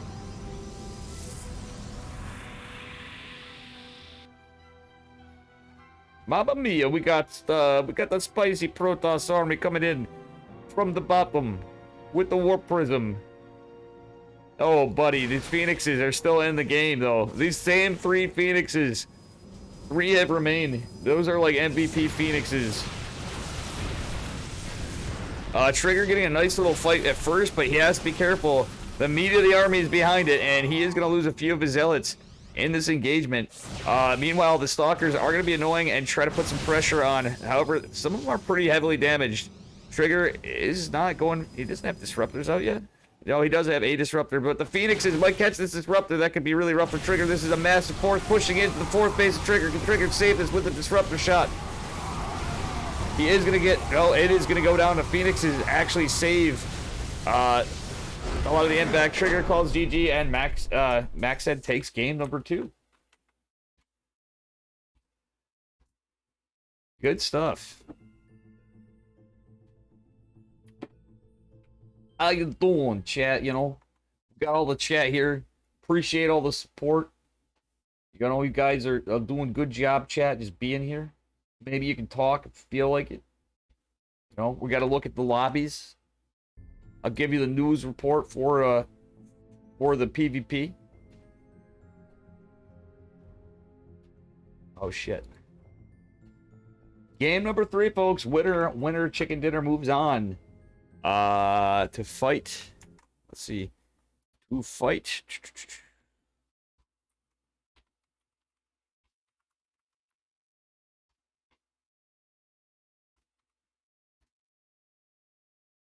Zest versus Fork.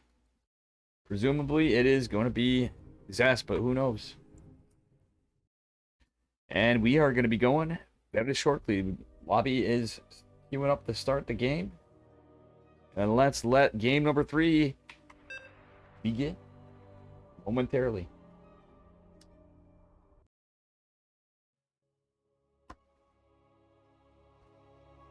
Alrighty, let's go. This is going to be a humdinger.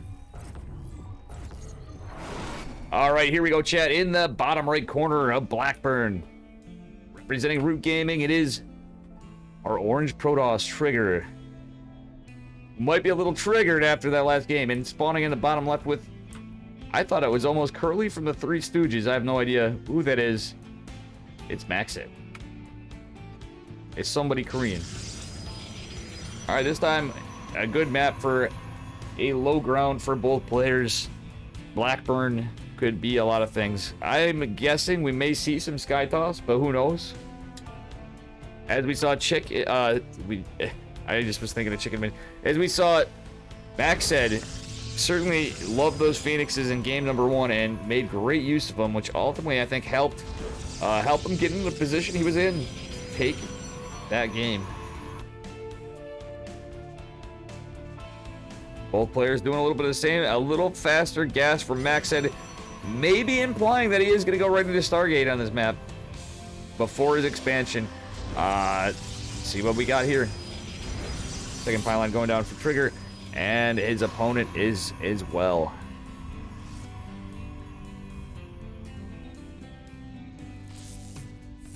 Probe doing a little bit of harass.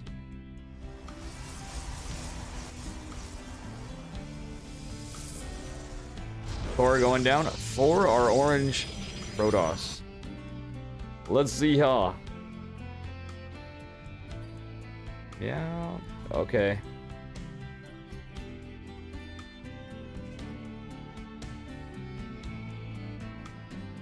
Alrighty, Probe is going to be annoying on both sides. Trigger trying to get that block as well. Trigger with the Zealot before his opponent. About the same though. I do believe we might just see a Stargate go down any time from Maxed. However, a little quicker. Trigger is going to go for the Stargate. Perhaps I'm mistaken. Zealot is going to be out to try to defend this. Probe is quite damaged from Trigger. I don't think he's not getting much information. He's doing his best to keep this Probe alive. To be gosh darn annoying. Stalker is on the way for Maxed. Man, this Probe is actually causing a lot of annoyance for Maxed. Trigger with the Stargate opener. Maxed not with anything other than that Stalker delaying things. He does have a pylon up in between his main and his natural. Trigger's Probe is finally going to go down. Get a pretty decent scout, and the Stargate goes down second for Maxed. Trigger now is in a pretty good spot. His Nexus is significantly ahead of his opponents. He is going to open with an Oracle. At the same time, Stargate is just now about 30% complete for Maxed. So that Oracle could potentially find some damage. It's only one Stalker. This is a full wall from Maxed for Trigger. The Adept is not going to be able to find its way in the base, but there's going to be a little bit of aggression with two Stalkers, a Zealot on the other side of the map. However, there is going to be another Zealot out, or another Zealot. There's a Zealot to greet it, but another Stalker. Shield battery about to complete. If you can just hold for a minute. This shield battery just helps him win the fight. He didn't want to lose that Zealot, however, but it's not going to matter. Void Ray is going to be fine. Adept being annoying. Where's the Oracle? Wait, did he cancel the Oracle to build the Void Ray? I don't hate it, but the thing is, like, he really didn't need that Void Ray. He just held with the Stalker and the Zealot pretty much indefinitely. He's being annoying, trying to get vision. He sees the two gates. Is going to put a little bit of hull damage on the pylon. No matter which way you look at it, the Adept is in a little bit of trouble with some missed micro. Oops, sorry about that, chat. Okay, now we have an Oracle coming out. However, Phoenix is in production for our purple Protoss player, who is... Oh, no, he's going to get a free Void Ray is what's going to happen here.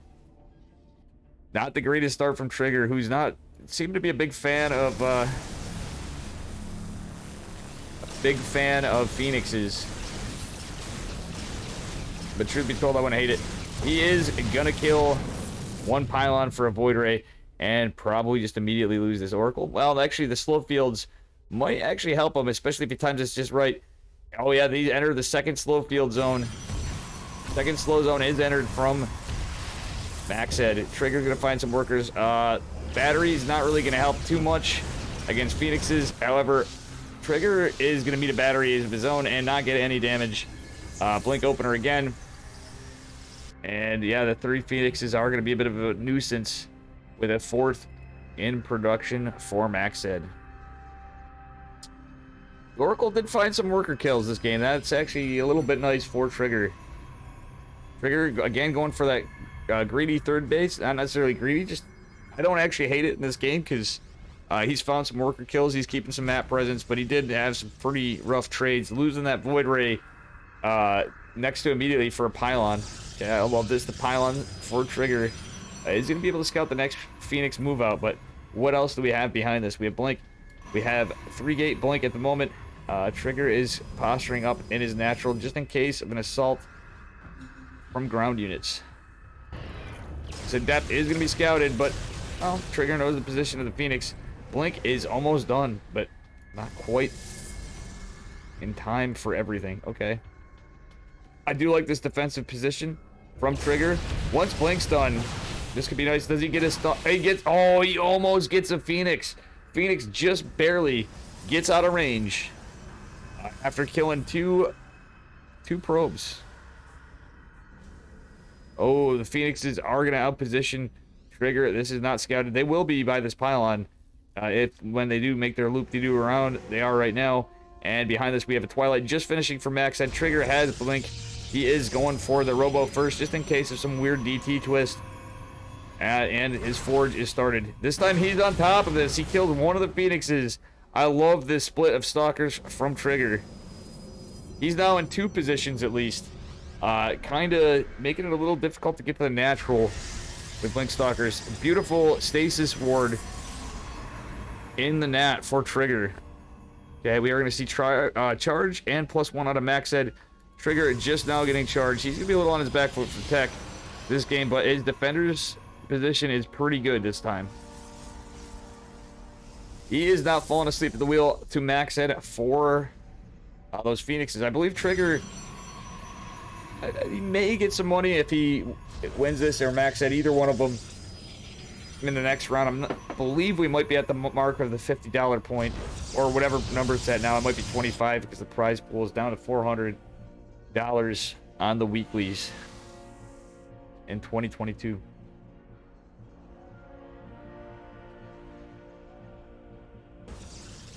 Which we greatly appreciate ESL for providing for all of us in the StarCraft family.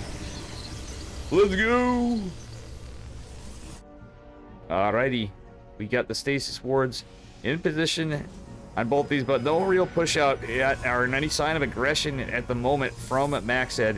Maxed does not have a War Prism. Trigger does, but the hard thing is those Phoenixes are still at it. Camping at the 3rd base. He's got 4 of them. And Archons are out a little ahead. Yeah, tech-wise, Maxed's in a better spot. Economy-wise, Trigger is. I think Trigger doing a little bit of harass might be a smarter play, because this economic lead could just win him the game. If he can go just do a little harasses, it'll trade out a little better. More of a safer position, I'd say. Alrighty, here we go. So we do have +2 ground weapons from our purple Protoss player. Trigger is moving out with a greater army in terms of numbers. The quality is mostly Stalkers and Zealots, but he is going to snipe an Observer on the way. This is going to be a tough little fight, but truthfully, it's a double immortal to more charge lot kind of army, and the only thing is he's a little behind on upgrades, I think. Doesn't want to take that fight into the battery overcharge. However, it doesn't last indefinitely, as we know, folks. He is going to go in and try to get a good surround. Once battery overcharge is done, I think Trigger's probably just going to push in, and he has a good position. 2 shield batteries or not, he can take a pretty decent fight.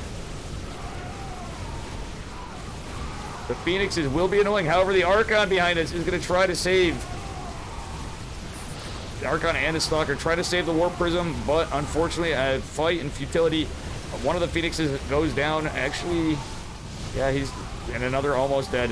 However, Trigger is, he's taking a pretty good fight still.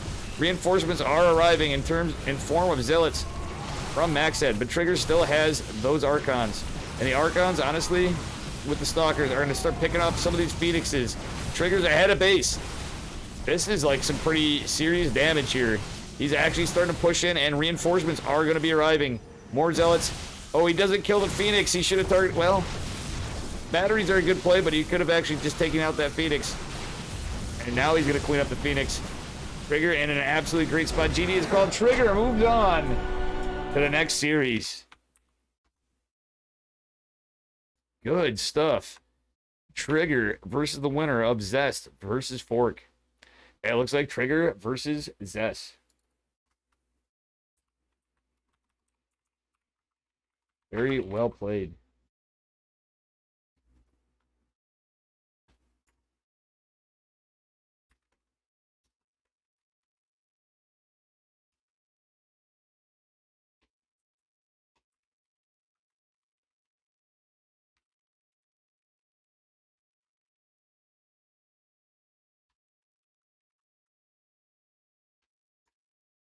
We are in the quarterfinals. Trigger versus Zest. This is definitely an area I like to be on. If we're catching PvPs, definitely some good ones.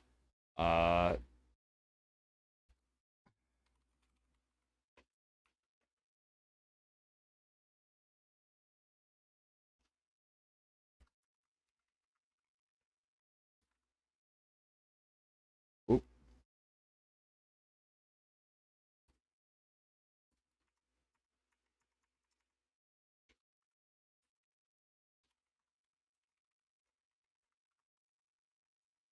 I just had a boomer hands moment. Guys, I will be right back. Grab water.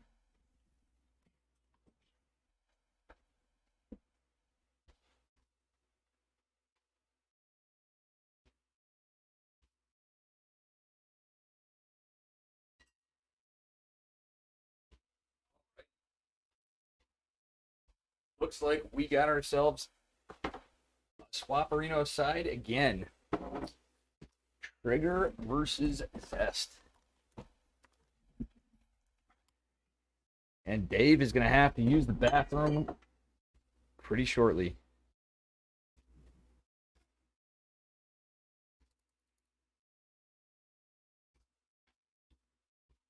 Thank you guys for hanging out. Man, I don't know about you all, but I've been enjoying the matches. This is certainly a bit of a treat for who we've been catching, and the flopping around the brackets honestly been a little fun. We get a little mix up of everything. We had some TBTs, we have some PvPs, but more just the players. We got Maxed and Trigger was a great series, and we are on to our first game already. Not much downtime. Maddox is joining us.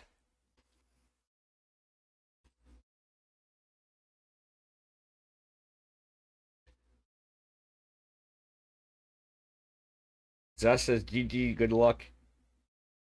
That's funny. All right, here we go, folks. Going into our first game of this series, we got a spicy one.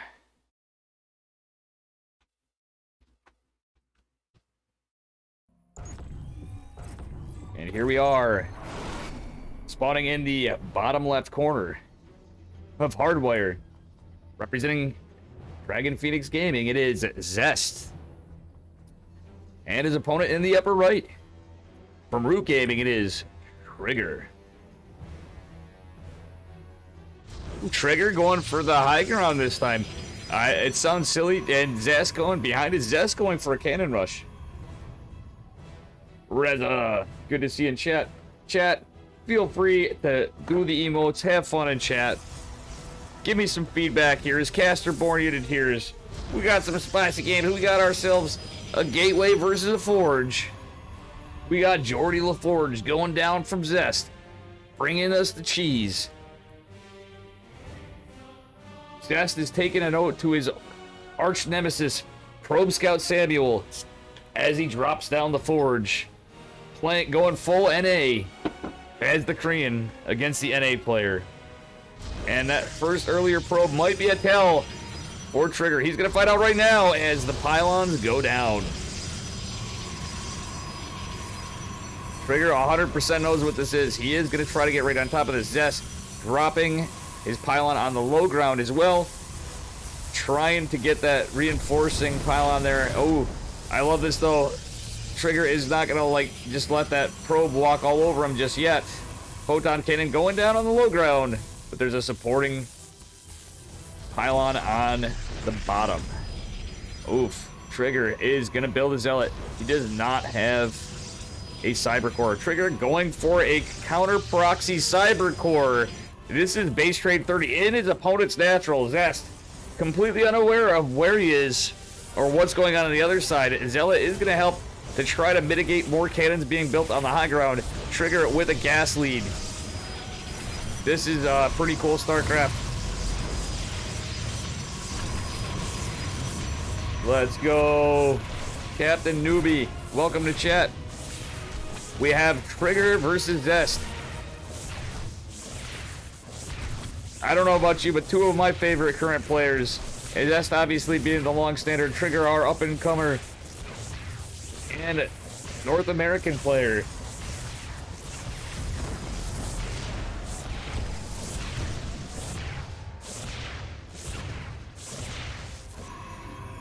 All right, we do have some shield batteries coming down from Trigger. What, interestingly enough, all shield batteries and no Stargate yet. He's going shield batteries first.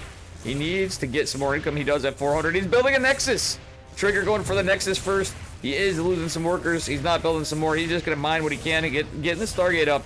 Can he get 200 minerals? 200 minerals is the magic number to kind of put him in a good spot. However, there is going to be Cybercore going down for Zest, just finishing up right now. Trigger does have some time. It's going to be a long time before this Nexus gets completed. However, he has to get in position for a recall. Zest now knows what's up. Zest hasn't even checked because he's been too focused on the aggression, not really committing all that much, if you think about it, for a cannon rush. Trigger, however, is going to have the shield battery at his doorstep. But this is going to take a while. He's horribly supply blocked for a moment. This is going to be a little rough for him because he ideally would have had a Void Ray out, but there's really nothing he could have done to prevent that. No Chrono Boost available from his dead Nexus. It went down too quick for that to be available either. That's kind of working against him a little. However, he's going to have another shield battery. And interestingly enough, offensive battery overcharge. Recall is cast, and Trigger is going to reclaim all of his resources. However, there's 4 Stalkers right here. The shield battery's not done. Void Ray's not out just yet. Oh no, they're going to target the shield battery before it's complete. Does Trigger cancel? No, he does not.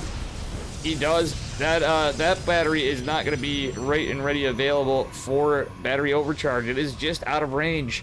Posture to the right. That's kind of an awkward position to be in. He does have something, but it's not enough to really take this on. 4 Stalkers versus a Void Ray that really doesn't have much range of battery is a rough fight for our orange Protoss. Zest playing extra cheeky and actually has a probe on position himself for a proxy of his own. Damn, Zest is starting to get those Stalker count up higher. Battery overcharge not available for Trigger.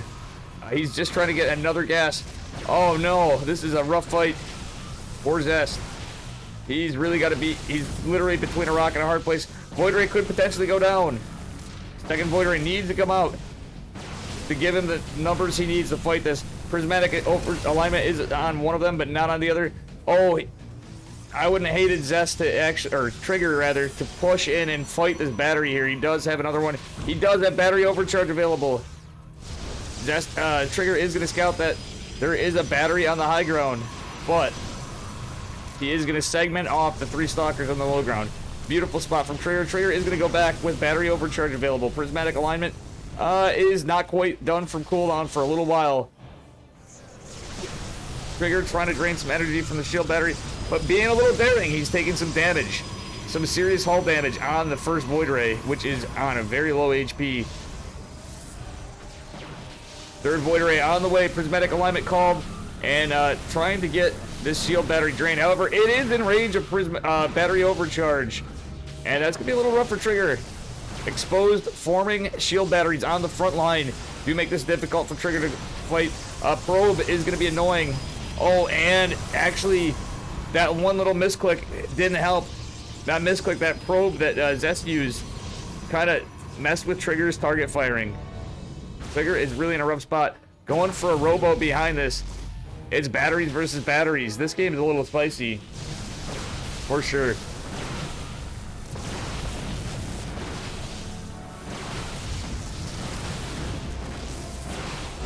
GG's called. Zest takes game number 1 from our American player.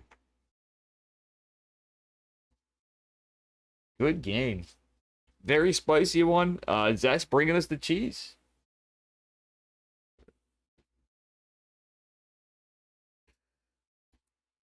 Very good stuff. All right. Here we are.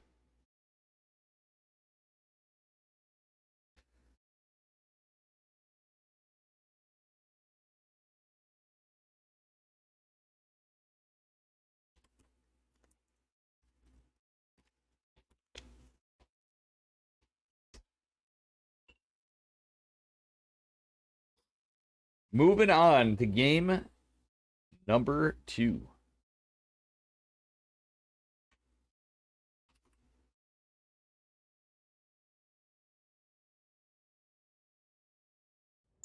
Alrighty, here we go. Spawning in the upper right corner. 2,000 atmospheres, representing Dragon Phoenix Gaming, it is Zest. And his opponent in the lower left, from Canada, and Root Gaming, it's Trigger, who's probably a little triggered from getting cheesed by Zest. Might have just taken him to Princeton University. In game number 1. Oh, actually, let me update the score while we're at it.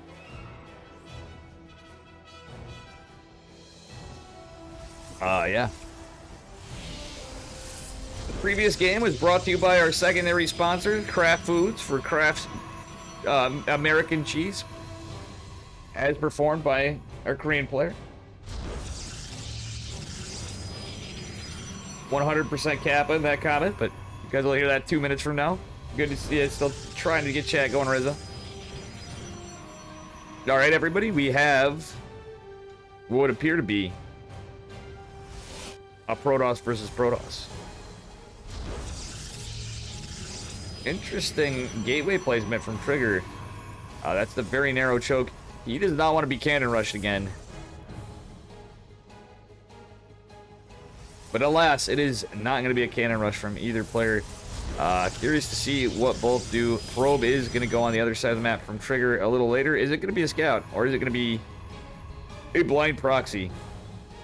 Looks like it's just going to be a scout. For the moment, Zest actually just dropping a second pilot out in the map. Trigger's still not done it. Trigger is going for a proxy. Presumably a proxy Stargate. Hey, welcome, Sethley. Good to see you. You're gonna hear me 2 minutes in the future. We're not watching right now. We're watching Trigger. Zest. Double stalker opener from Trigger. And the same from Zest.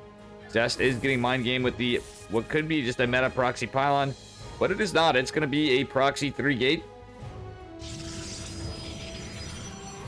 And Probe is gonna follow up with the scout. Or is he gonna drop some batteries? Or am I so sane that you just blew your mind? Thank you so much for the 5 months. JKILLA 801 just subscribed. Imagine Protoss. Imagine Protoss, indeed. Thank you so much, man, for the 5 months. Always a pleasure to have you in chat, and I really do appreciate the support. I sincerely mean that. You guys have all been fantastic, and are keeping me streaming. That sub button certainly helps. All right. Zest looking everywhere, kind of taking his stalkers all over the map. You can't have DT without Dave Testa. Thank you so much, Jay Killa. Alrighty. Stalkers are going to fight. Trigger taking a better fight for the moment, but these Stalkers are going to start to come together, and potentially we might have an issue for Trigger.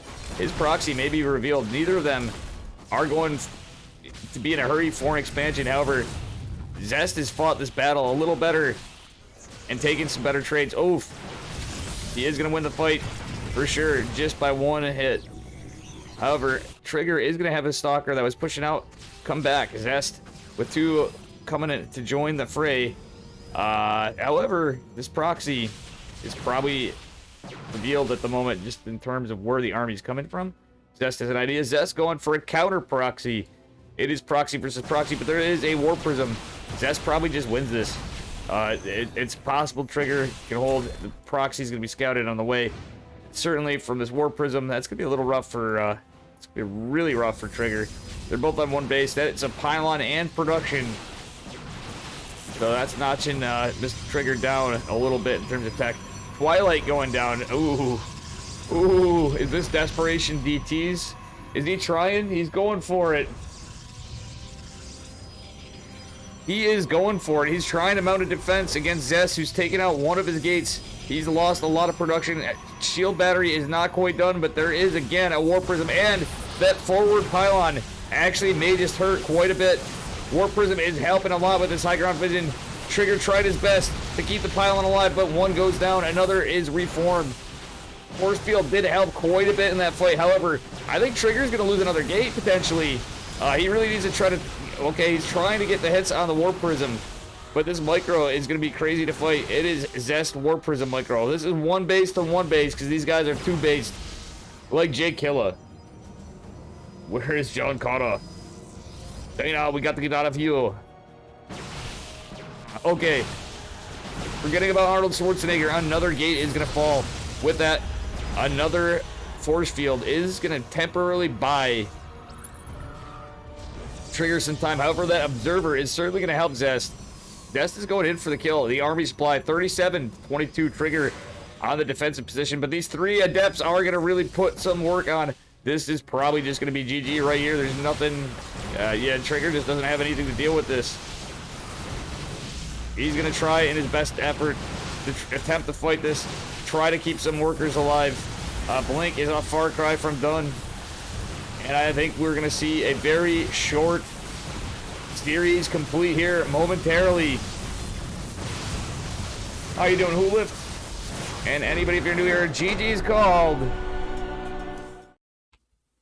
That was that series. If you're new here, please smash that follow button. And man, that was a banger of a series right there. Really quick, really short and sweet. Trigger played really well. Zest with the aggression. Trigger trying with the cheeky build.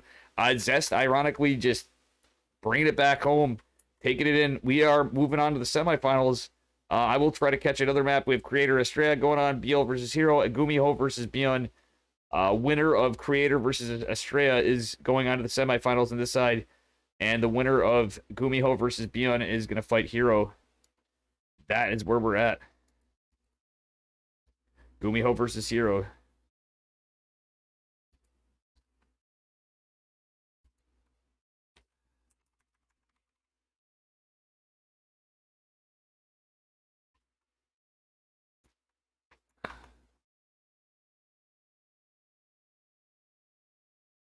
Ooh, I would love to catch that.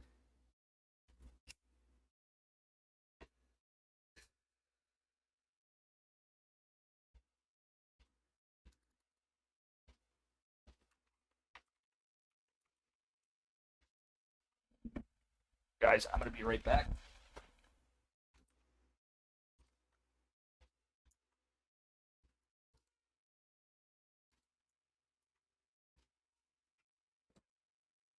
What, Charlie? Good boy.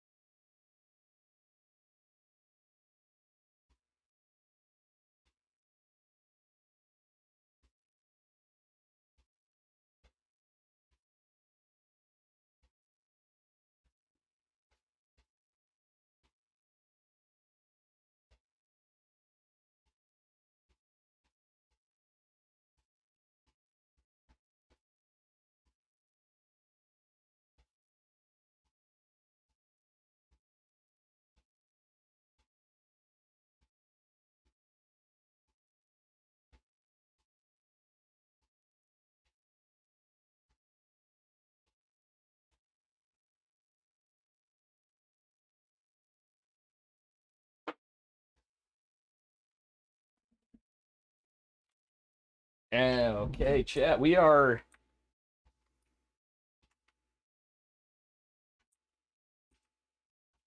into the semis. Just waiting on some matches.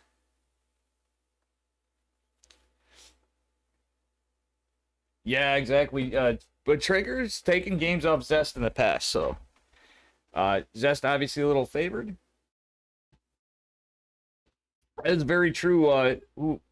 Lift and J Killa, but still, he certainly can contend with Zest. It's just that was just beautifully played. Zest performing like the best.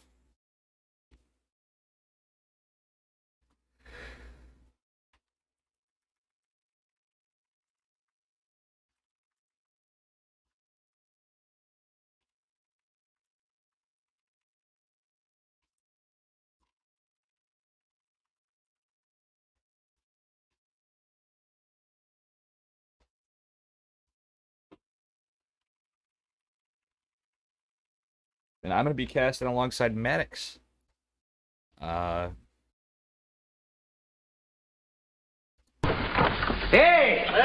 who wants to have some fun? We are gonna go Pilly Pilly. Shout out to Pilly Pilly. Guys, make sure you give Pilly a follow. How you doing, all bro? He's got himself a good old yeehaw coming right on in. Hell yeah, we got ourselves a little Zest versus Estrella. Estrella versus Zest. Thank you so much, Pilly Pilly. Sorry, I couldn't get the games. We were going to stay on the PvP side. The other hand, it is... Honestly, we're missing out on some good games, but we got some great games as well. Estrella versus Zest, I'm gladly going to take it. Gumiho versus Hero would be based as fuck to watch, but thank you so much, Pilly, for the raid. I really appreciate the support on ESL especially.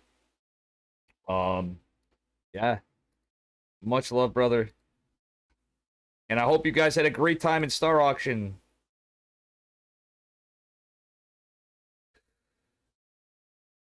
As you know, I am, those of you Pilly Raiders, you all should know, huge Pilly fan. And unfortunately, we're not a hurry up and wait for a moment. But it is great to have you here, fam. Naturally, we have the honorable matchup of Protoss versus Protoss on the Dave stream. This should be some good gameplay. Trigger played pretty well, but he got cheesed. Zest certainly cheesed him pretty hard. I think Trigger may have felt a little desperate at the end in terms of what was going on. Otherwise. And folks, if you're new here, please smash that follow button. We are on a 2-minute delay. I'm actually going to point that out here too. And if you want to see the bracket, there it is. Exclamation mark B or bracket.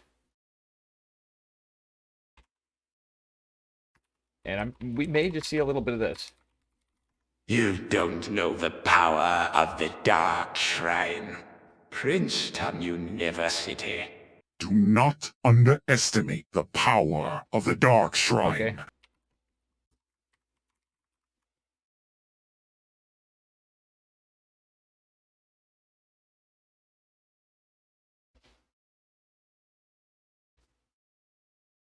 Oh, it's 1-1. We're already through this. We are on match point here for the semifinals. Actually, are they best of 5? They're best of 5. We're on 1-1 in a best of 5. They've already been playing. Oh, it's Creator Estrella. This is game point in the previous match. So, winner of Estrella versus Creator. Okay, Estrella versus Creator. Let me update the stream title. And if anybody wants to do any predictions, please do so to win some channel points. Anyway, moving on to game number 3. Winner moves on. It is Estrella versus Creator in the Koreas. Spawning in the upper left corner, representing Team NV, it is Creator. Sporting the blue. And his North American opponent, representing Alpha X, it is Estrella. Who is going for some cheeky play right now. He doesn't even have a pylon on his side of the map. This is going to be wild. Are we going to see a 2-gate cannon rush out of Estrella? I don't know if you guys know, Estrella may be our pretty much dominating NA player. Certainly up there. He is also not afraid to let the cheese out, representing NA. Going full NA on Creator. We are going to see a double gate cannon rush. More than likely. Man, oh man, he's even getting a gas behind this. Is it just a double gate?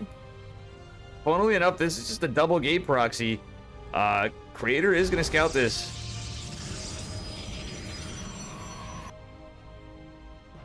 This is a pretty easy scout for Creator. He is going to go check his third first and not triangle, as is usually what you do. But he's going to send to... He wants to see where this probe is. We are going to see the Cyber Core presumably go immediately down. Well, actually, no, we got one Zealot going out. It's a little rough for Creator, especially in the proximity with the low ground. This is a beautiful wall, though, from Creator. It's certainly going to help, because he's going to have one area of attack. Creator does scout the proxy. Oh shit, you found my proxy. Has been called. Yeah, it's a good... Hulif, that's a very good point. In terms of MMR, these guys are pretty equal if you factor in the fact that there's Korea and NA and the differences in the MMR and etc. But either way, both these guys, neither of them are slouches. We got the cheese going from Estrella, who is going to transition over to Stalkers. However, we have Double Stalker coming out from Creator. The Zealot War is going to start ending. And that being said, it's not over completely from Mr. Oh my god, this is beautiful for Estrella. Estrella actually depowered both gateways. GG is called. And in another cheesy game, we have victory for revenge for our other NA Protoss trigger. Very good shit. And damn, that was a spicy one.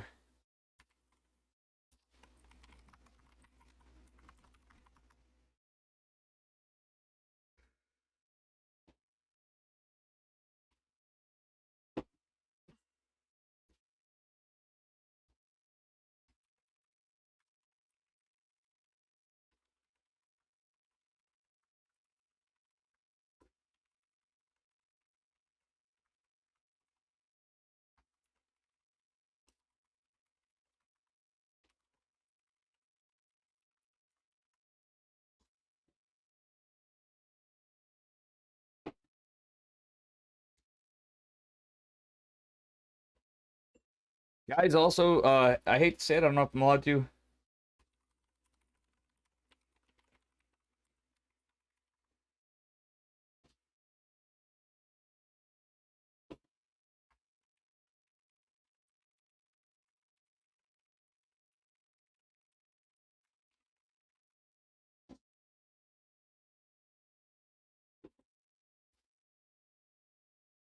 Guys, tomorrow, some drunk Canadian is going to be joining Chicken Man and I, and maybe Will Aesop. Just a heads up. We got some good stuff tomorrow. And Florencio is certainly available, too.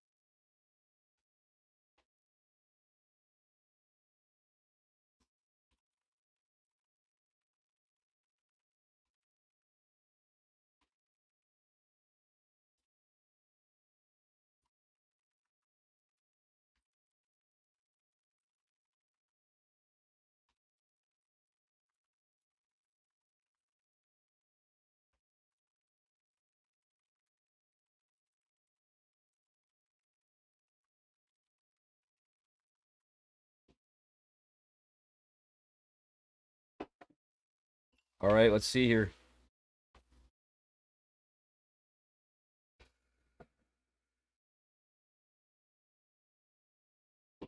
We have Estrella versus Zest. Can Estrella avenge our friend Trigger?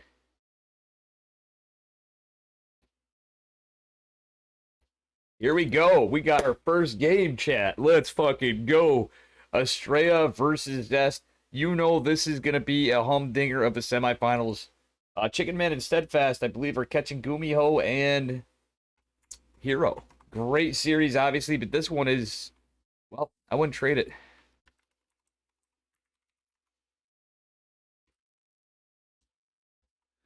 This is going to be a banger of a series. Best North American Protoss against arguably the best.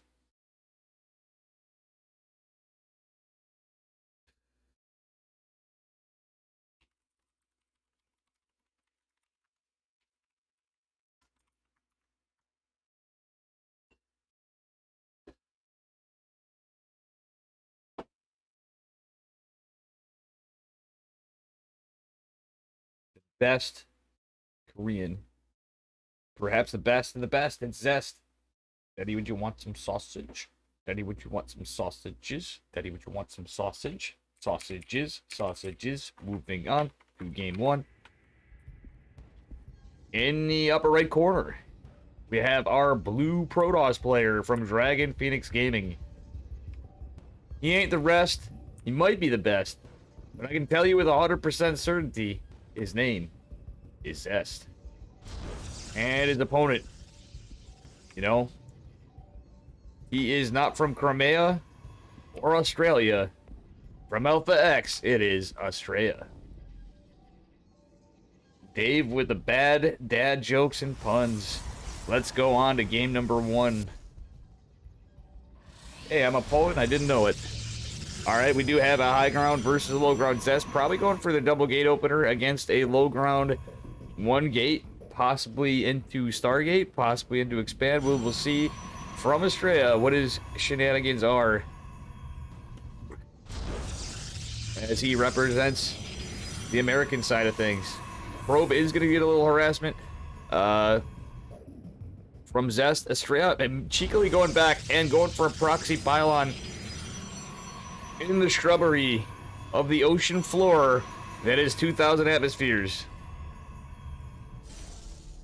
Zest keeping that probe on full watch. Estrella going for a cyber core, not to be unexpected, and Zest going to immediately go for a block of the natural behind this.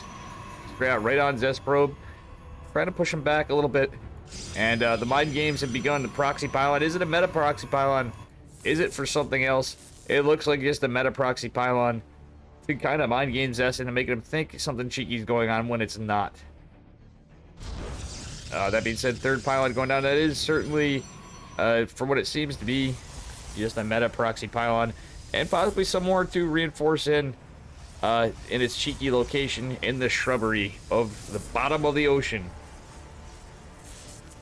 In a land where Protoss players live underwater.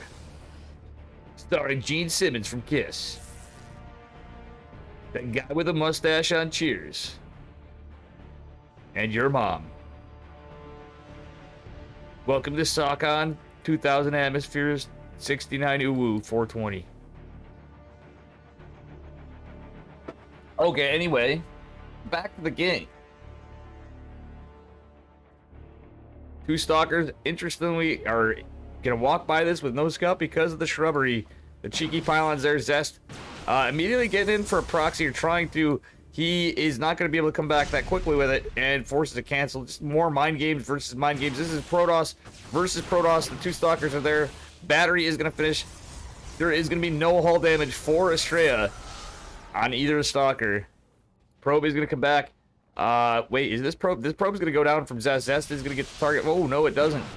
A little bit of a misclick forces a living probe. There's no expansion for Estrella, however. Estrella is going to be the aggressor. He's going for a Twilight Council behind this and not taking the expansion. And so far, this little hold, though dicey with a 1 game, this is some big mind games. Some big brain mind games from our American. However, this pylon's on death's doorstep. There's not much energy left. There's only 2 stalkers to 4. 4 Estrella. Zest with the macro game lead and the army lead at the moment, or for the moment, I should say. Are they going to find this proxy? Not yet. Oh, the Dark Shrine in the base from Estrella. I was trying to hold this one out on you guys. Look at this. 500 IQ proxy Dark Shrine in base. Oh, he's going for the pylon because he doesn't want the immediate warping. But what's beautiful is there is still the metagame proxy pylon. It is a Dark Shrine to the face. Is he going to be able to warp a DT out? Will it live long enough? No, he cancels. Oh, that is very unlucky for Estrella, but mistakes were made. I don't know about you guys, chat. I think he would have been in better shape, though. A little risky here for being exposed. I think he could have had a Dark Shrine like over there on the right side of that pylon in the shrubbery to prevent its death. Estrella's now at a very scary spot. That was almost one of the coolest things we've seen in a minute, but not uncharacteristic of Estrella. In opponent base proxy Dark Shrine, that was some good quality StarCraft, folks, and beautiful scouting from Zest. Prize pool is $400 on the ESL Open Cup weeklies now. I don't know, I think the last $800 one was last week, but I could be mistaken. A little behind the ball, and then I will be more up to date for upcoming events. Mr. Reza. Nizaro Bari in chat. Okay, this pylon's still not scouted, however, is the only thing, truthfully the only thing, going for Estrella. He does have his sentry, if he can get in and sneak around this. Oh, Observer does scout the proxy now. The jig is up. Blink is done momentarily, literally momentarily, for Estrella, but I think this is just going to be GG.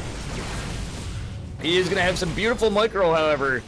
Damn, shield battery not done. Oh, Estrella's getting all these beautiful hits. Blink has completed for Zest, however, and Estrella's gotten a lot of hull damage on his Stalkers. Immortal coming in. 4 Stalkers in production from Estrella, however, at his slow warping proxy. Hallucinated Colossi is going to be the choice of his ability to jump up here, but everything is scouted. Absolutely everything is scouted. There's going to be an attempted blink back. Estrella going for the target on the battery. Blink is going to be off gold on a little bit, but he's going to take a lot of damage. He does kill the Immortal. This is absolutely brilliant play from Estrella, considering the position he's in. He has to get damage. He has to keep as much alive as he can. He's on 1 base to 2. The hallucinated Colossi still alive, interestingly enough. However, that shield battery's there. There's just not enough Stalkers. GG is called. Zest takes game number 1. Let's heckin' go. We've had some spicy games literally all night. We had like a couple kind of normal-ish games, but not really. Truthfully, this has been nothing but early aggression and cheese.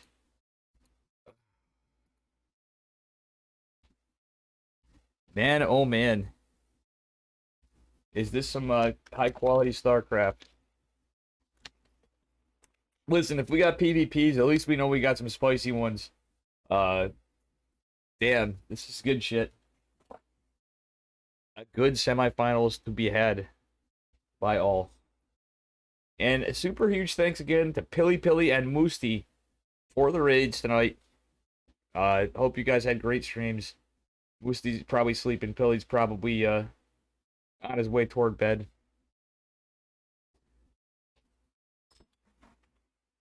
Absolute Chad that he is. Getting that beauty sleep to go pumping those weights in the morning. You know I'm right, Chad. I know I'm going to get somebody to say something about that after. All right, anyway. Moving on to game number 2. And, yeah, we'll get there just momentarily. Spawning in the upper right corner of Glittering Ashes LE. Representing Dragon Phoenix Gaming, it is Zest. And his opponent in... What the hell? I'm telling you, my mouse has a mind of its own. And his opponent in the lower left, representing Alpha X, it is Estrella. Yeah, they're actually going to be opening up to more casters Anybody into casting can apply. I might have... I wonder if I have any seniority, because I'm a newer one.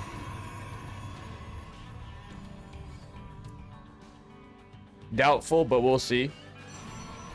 As far as lobby availability.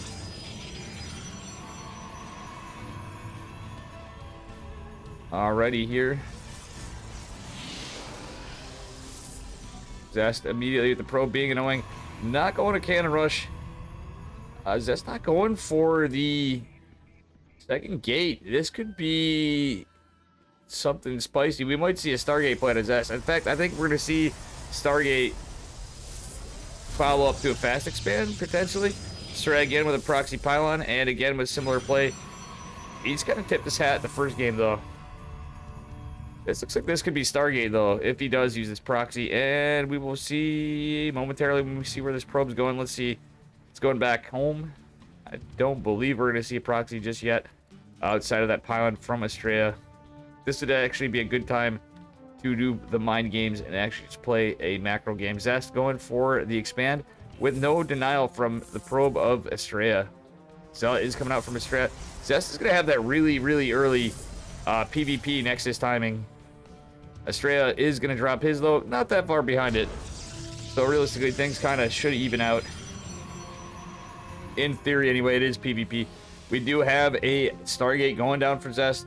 In Sentry from Estrella. I actually like the Sentry play. He can be a little more reactive.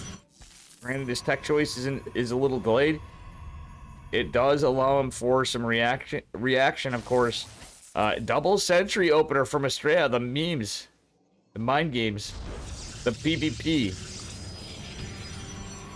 This is something.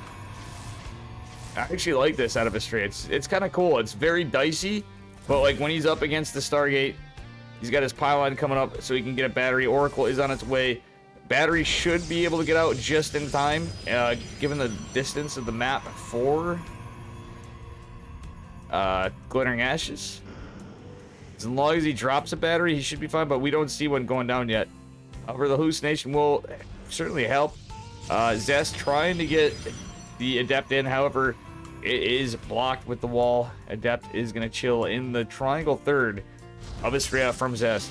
Oracle is going to move out. We don't have a battery just yet. We do have a Stargate going down for Estrella. However, there's nothing really to defend. There's literally nothing to defend. Just some Oracles from Estrella. Sentries for the Oracle. Oh, did I say that? Two Stalkers come out. They are going to camp in the natural. However, Oracle will find damage in the main. That is a very late shield battery. Little delayed reaction from Estrella is going to cost him several workers. 6 workers going down and then counting. Oh, but the Sentry also is a huge pickoff for that Oracle. Second Oracle coming out. This pylon does catch what's going out. It sees the second Oracle going in. Shield battery should be finished. And the first Oracle is out of energy. However, it's going to have some replenished. Potentially somewhere in the fight. Adept is going to move out. There's an observer from Estrella. He went, funnily enough, a robo opener, but that reactive play did kind of pay off a little. Not in terms of workers lost, but certainly in terms of being able to react in tech. He does have a Phoenix. Stalkers and the Phoenix are probably going to kill this Oracle. Yeah, this Oracle is going down, but not for the cost of 12 workers. There is now a serious worker lead for Zest. 37 to 23 workers. This is just not going well for Estrella. And Estrella's even to lose this pylon to 1 Adept. That's a feels bad, man. To add insult to injury, or should I just say pour salt on the wound, the Adept is going to kill the pylon. Adept is on top of it. It's going to make its way across the map. Phoenix is going to pick it up, however, and Stalkers are going to be able to get some damage before the Graviton Beam finishes. The damage has been done pretty well, I would say. Estrella is just so behind economically. He's, well, got to try whatever he can. He's in a rough spot. Opening Robo, going into Stargate, getting a Phoenix after. He has everything he needs for vision, but it wasn't enough. He didn't have a shield battery. Unluckily for him, when that first Oracle went out, that could have saved him a ton of workers. Estrella boldly trying to go for a third base if he could, but he doesn't even have the money for it. Man, a Stalker gets picked off on entry from Zest, who is going to find its way in, kill a Stalker, start going into mineral line, and Zest takes it 2-0. Man, oh man, that is some good shit. Let us take a look at what's going on. Gumiho and Hero. Hero took game number 1. Looking like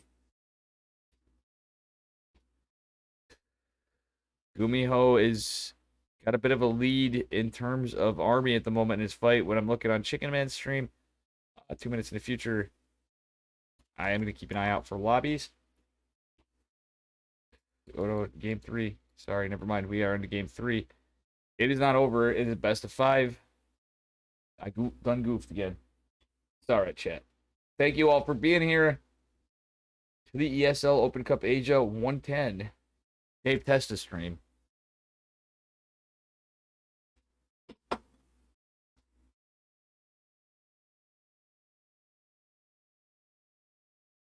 All right. Moving on to game number 3. Can Estrella make a comeback for the Americas as a foreigner to the Korean scene? All right, folks. Let's get ready to rumble. Here we are, spawning in the upper left. It is our leader in terms of games taken off the board today. Zest up 2-0. And his opponent in the lower right, representing the Americas and Halifax, it is Estrella. Nice salt satellite. Okay, Estrella is going immediately for a proxy pylon. He is trying to do a 2-gate or 2-gate cannon rush. I'd like to see, we're going back to like game number, well, it actually would have been the game against Creator. Yeah, that was game number 3 of Creator versus Estrella, which we caught the tail end of. Zest is going to move over. This is just out of range in the regular pathing. Kind of a beautiful position. I think this is going to be a 2-gate cannon rush. From the timing of the probe, we shall see. Yes, it is. It's a 2-gate cannon rush from Estrella. This map's a little smaller, so Berlingrad may... this could actually provide just enough time for Zest to see exactly what it is. And Zest is going to drop a double gate. Probe is going to not be able to get in here. Potentially, it is blocked. That is very unlucky for Estrella. Zest with his gate up first, of course. Just how the way the cookie crumbles. Estrella actually making his way up a little bit more. He does find that there is a cyber core and a double cyber core block. Interesting. That is actually big brain of Zest to use 2 cyber cores. The cyber core builds a little faster, consequently getting more shield. So even if the cannon's up, he might even just build it to sack it. That's a very interesting strategy from our Korean Protoss player. Actually, it's a Forge. That's why I lied. Yeah, I lied. He's going to defend with photon cannons.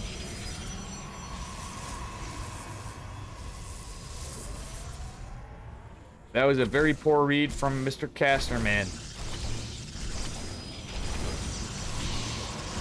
But it's okay. Photon cannon is going to finish for Zest. The scary thing about this is, if he can just make it in just in time, this is so close, photon cannon's finishing, but by the time the warframe goes, 2 probes find their way up on the map. 2 zealots also going to greet all the probes. This is very rough.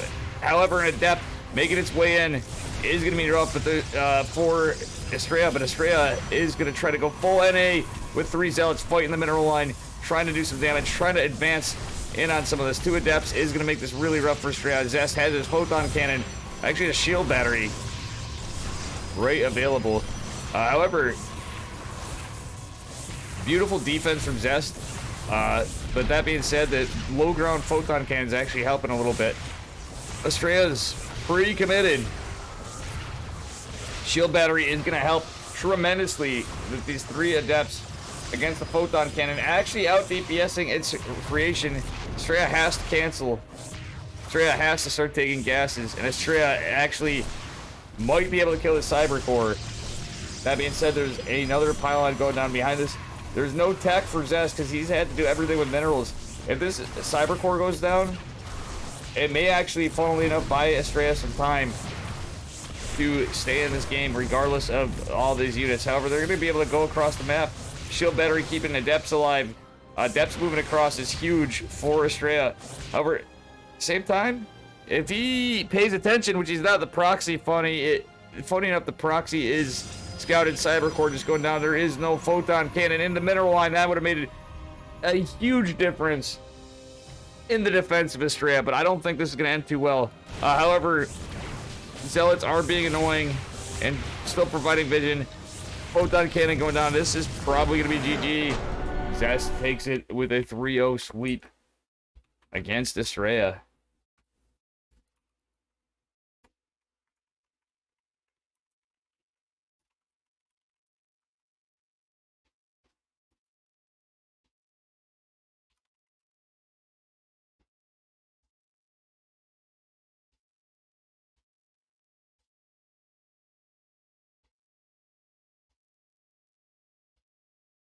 Damn, and on the other side of it, they were just on game number 3. It's 1-1. Interestingly enough, on the other side, I will be taking a brief break, and I will be right back.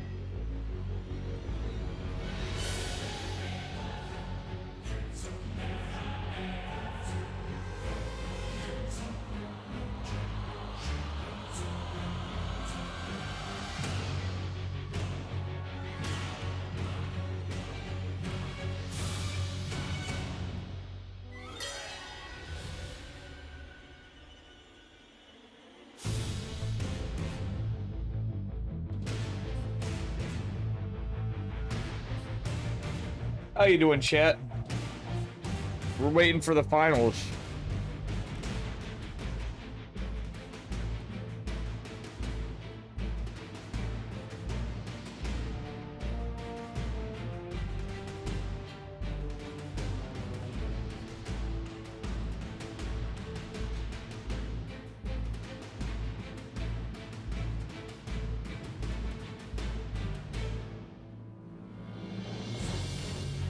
We are waiting for the finals.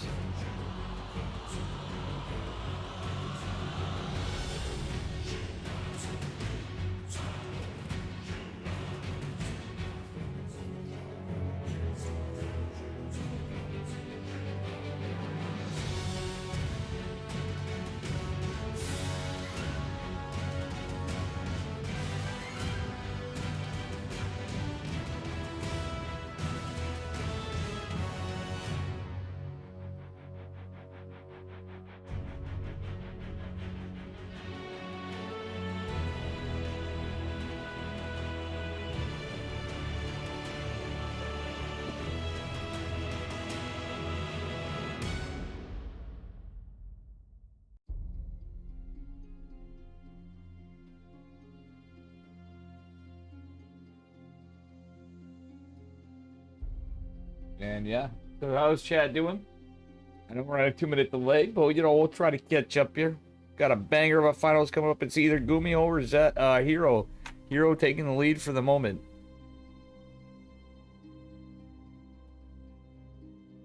Who appears to be going Proxy, Stargate, Steadfast, and Chicken Man are casting that at the moment, as well as, I don't know if Maddox got it, I don't think he did.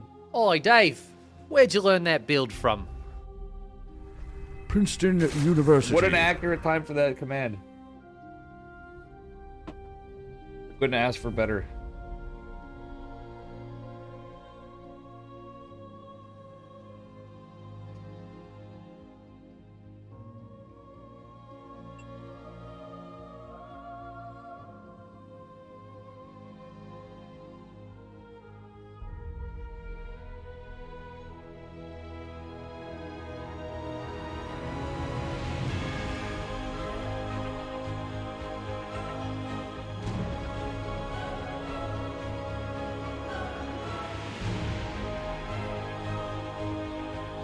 And the game is still going on. I'm keeping an eye on it because I can see into the future. At least who's in the lobby. Wow, interestingly enough, we got a Proxy Stargate against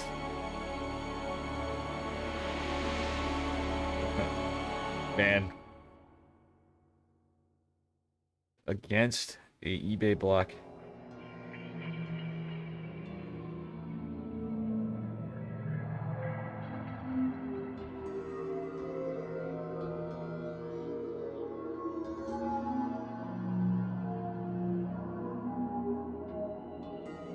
Folks, bear with me. I'm gonna try to get into the next game if it progresses on. And Gumiho takes it.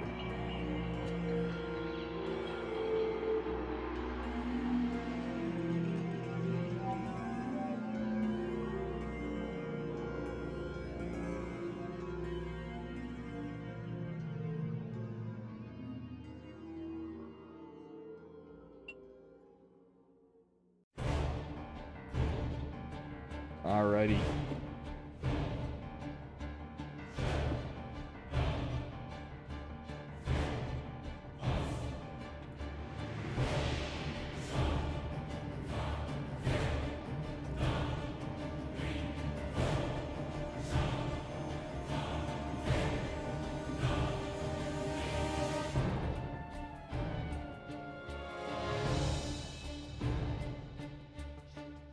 Alrighty. Looks like they got a real humdinger going on the other side. We'll see what happens.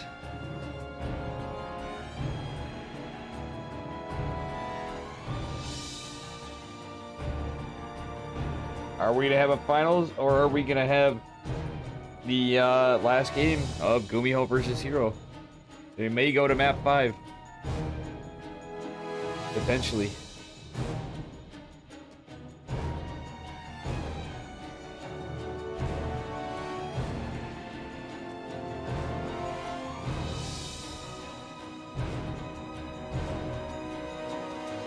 We shall find out shortly.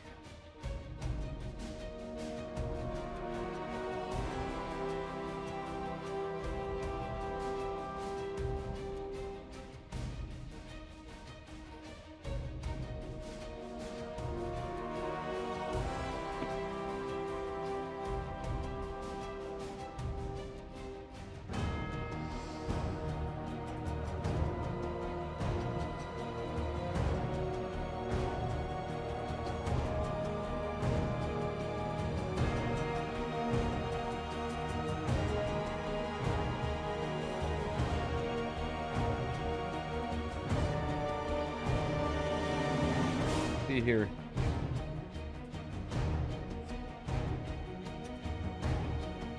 A little frustrating because we're just waiting to see what we get.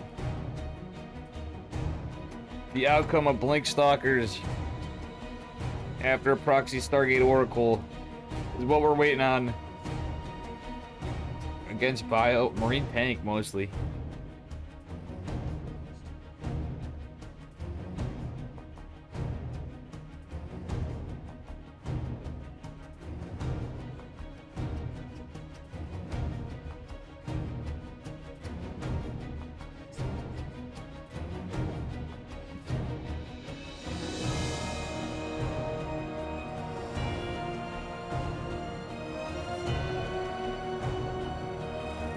I am paying attention.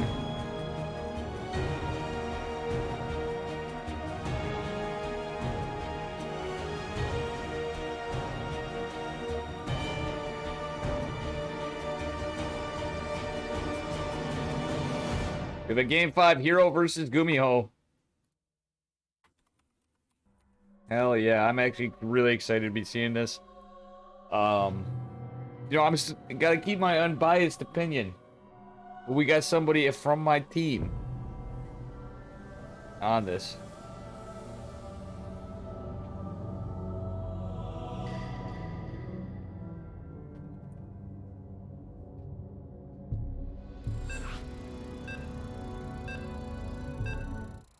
And let's go. We got a game number 5.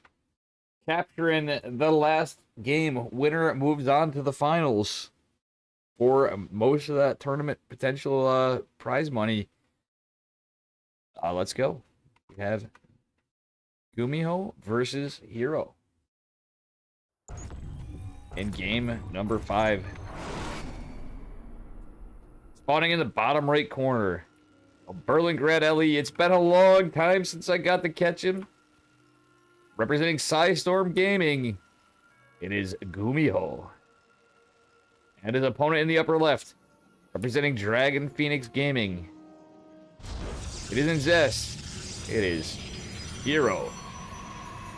Another absolutely monster Protoss player. Against, it's basically like somebody who is a little bit of a spicy wild card against an absolute spicy wild card. We have the master of mech himself, Gumiho, against Hero. Dark Omega, good to see you, brother. This is going to be a great series. I hope people come back for this, because this is... Let me tell you something. They're doing themselves a disservice for some great StarCraft. 100%. Gumiho, probably one of my favorite Terran players. Against Hero, probably one of my favorite Protoss players.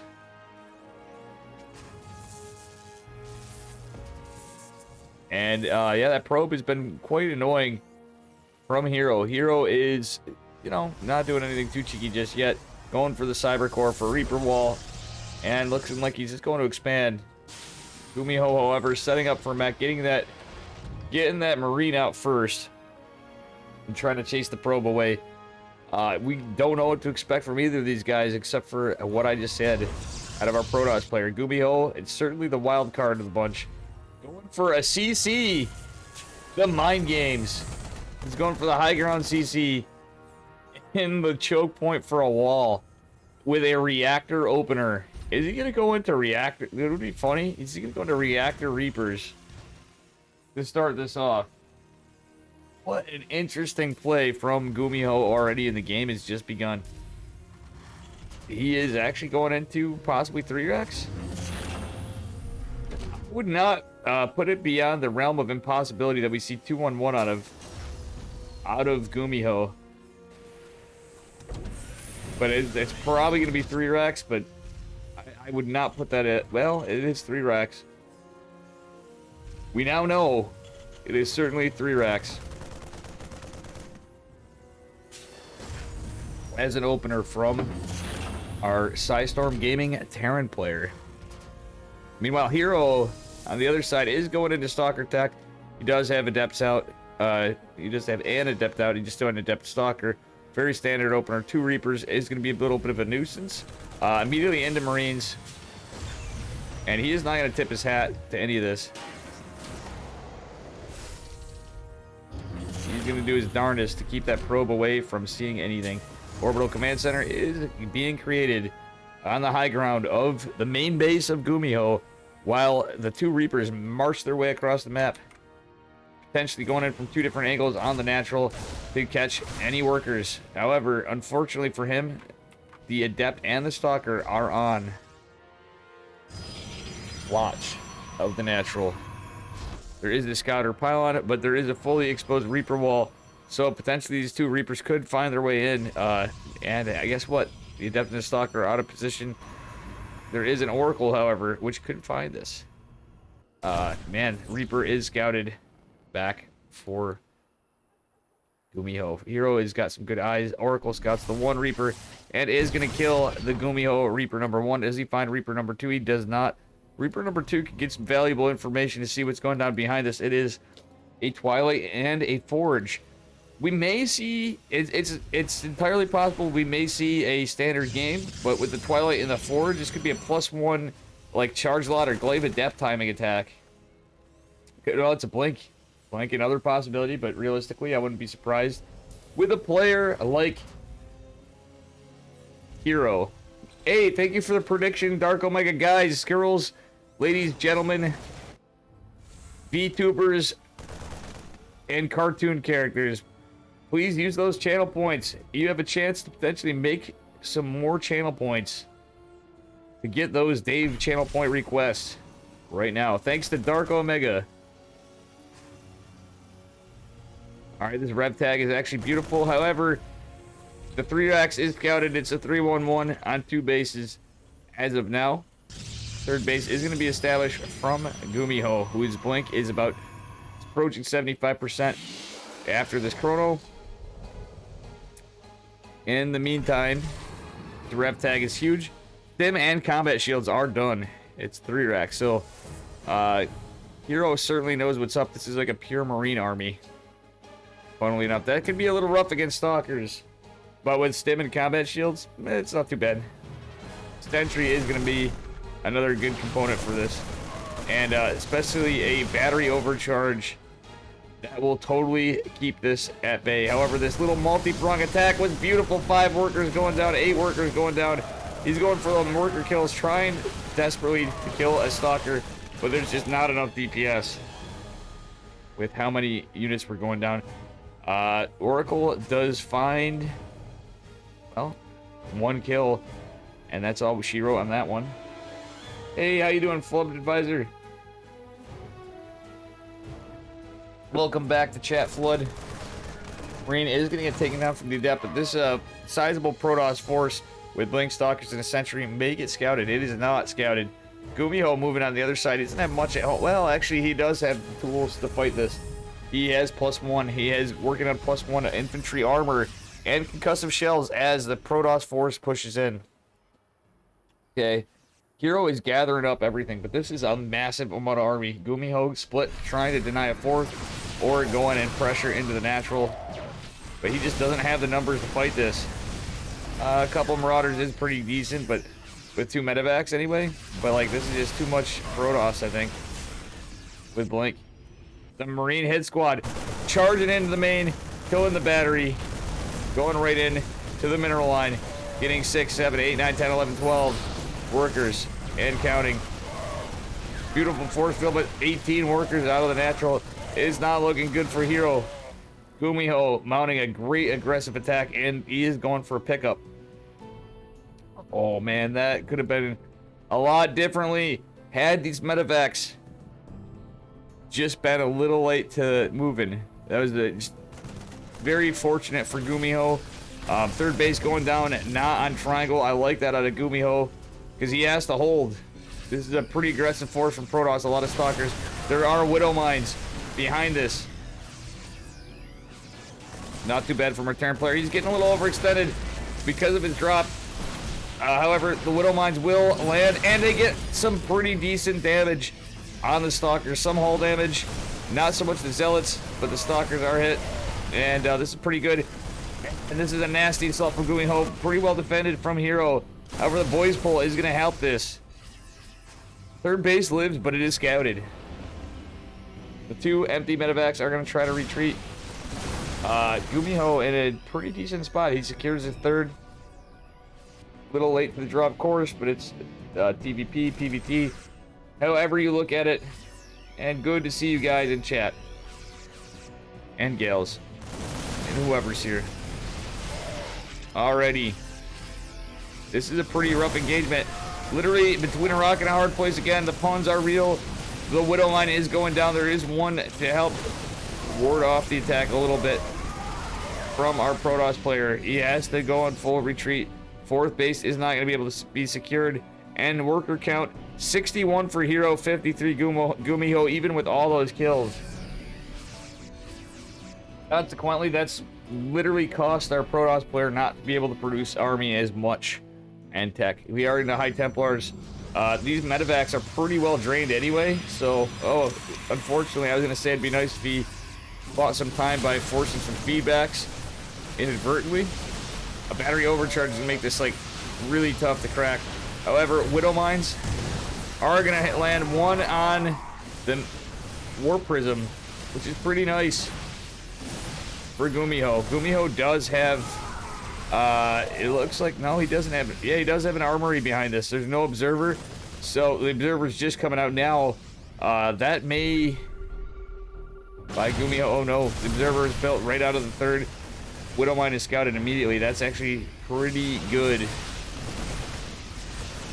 for Hero. Battery overcharge is on cooldown. These medevacs are running pretty dry.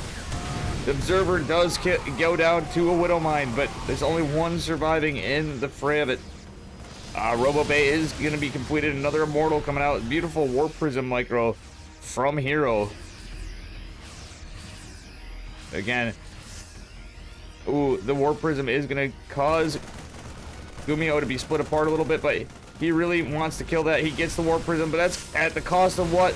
He loses the army. 2 Widow Mines drop, and he holds his position on the frontal assault of the third. An Archon, 2 Immortals, and a Disruptor on the way. Is a little rough for Gumiho.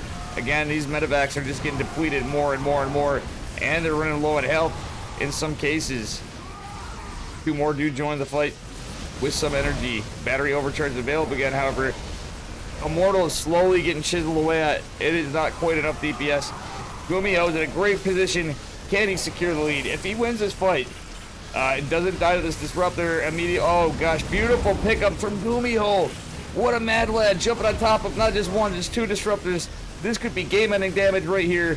Supply 75 after warpins to 149. I believe we've just met the end of Hero. Gumiho moves on to the finals. Damn, it is Gumiho versus Zest in the finals. We now know. And thank you all for being here. We have a banger of a finals coming up right now.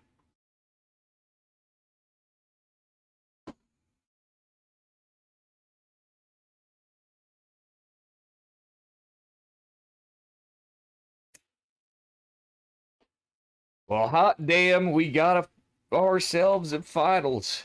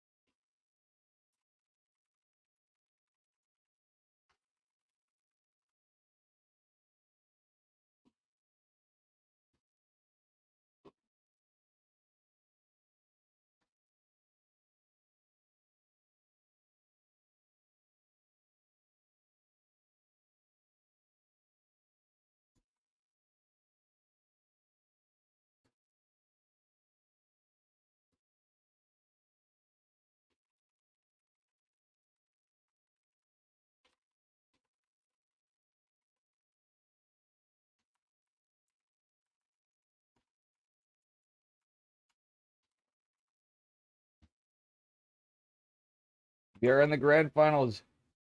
It's a bold move, Con. Hey, Samuel.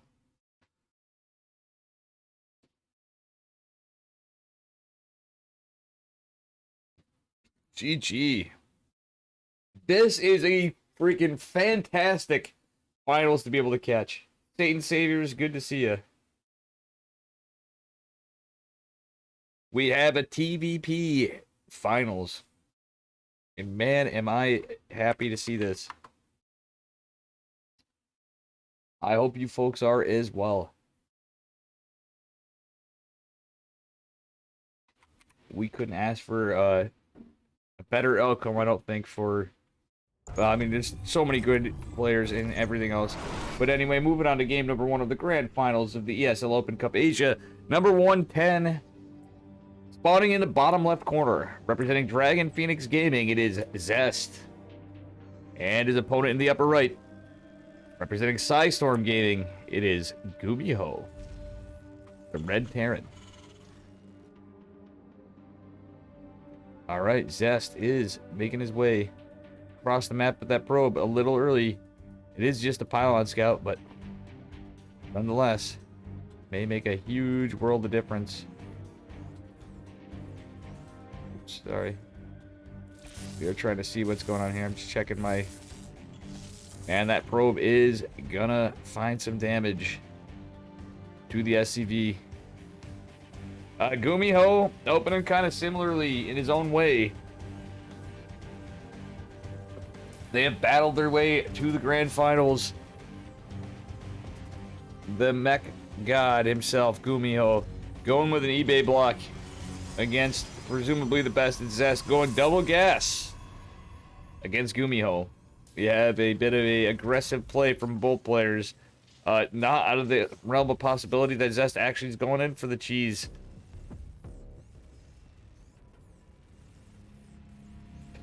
Man, oh man. This is good stuff.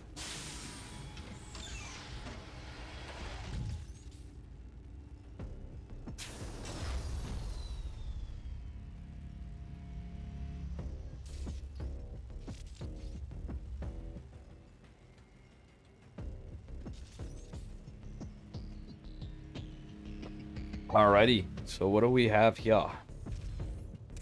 Take a risk. We have the eBay block going down for... Actually, you know what? Let's take a look. Who am I on? We're going on Steadfast camera, because you know, Steadfast or Chicken Man, there's a lot of overlap that we'd have. I hate to cheat for a second. We're going to do it. We have a Stargate from Zest in his main base with a proxy pylon at the third. This is interesting play from our Protoss player. Gumiho also going for a little cheeky play of his own, going for that early gas. Reaper is going to scout the proxy pylon, and honestly, it's going to cause some supply issues for Zest, but outside of that, Zest actually gets a kill. No, he doesn't. That's a beautiful cancel. That was an insanely beautiful cancel from Gumiho. The last literal, like, millisecond, that engineering bay was canceled. It's so beautiful watching Korean any gaming on their servers between the Korean players. All right, we do have a Widowmine and Marines pushing out with the Reaper leading the front of this. They know there is an Adept. Oh no, it's Zealot actually coming out at... Well, that's hilarious. It's hiding in... This is pretty funny shit. We do have Observers coming out, or sorry, Observers. We have an Oracle coming out, but Widowmines to greet the Oracle potentially from Gumiho. Second Widowmine on the way. Man, I am fumbling tonight. Is going to be scouted by the Reaper. At the same time, the Reaper is scouted and is going to go down. What an exciting finals for who we have. Blink is being researched.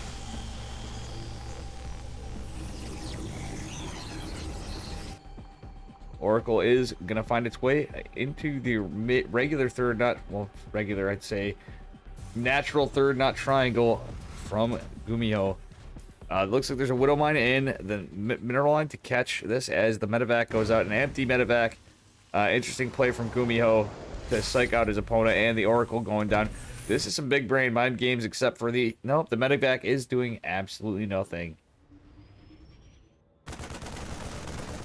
And this pylon is going down, but the jig is up. The early 1-1-1 stim timing. This is actually it's a 2-1-1. What am I saying? We got a 2-1-1 out of Gumiho, which I was saying was not out of the realm of possibility before. Damn. Oops, sorry. Forgot to update the score too. I gotta make it so you guys can all do predictions, or if you need help, you can ask anybody, myself included, on how to do them, Foot Advisor. Any mods, no pressure. If you guys ever want to, just hit me up after. We can certainly lend a hand. Liberator is gonna move out. And that being said, it's a multi-prong.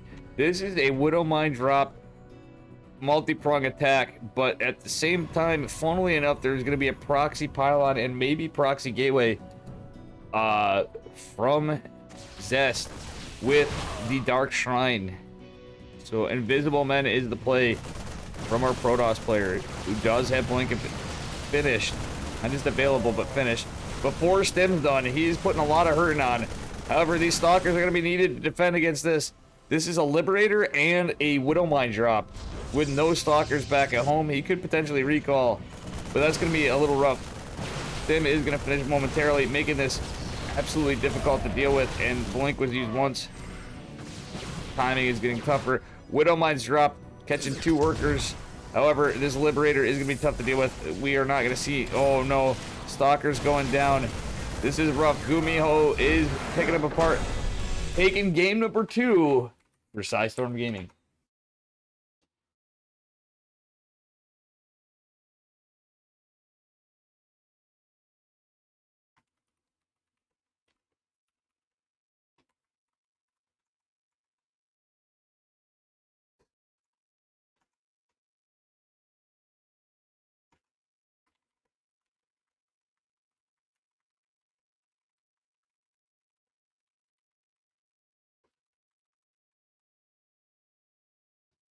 Okay, here we go. We are in the game number 2. Game number 3, rather. Gumiho is up 2-0. This is exciting.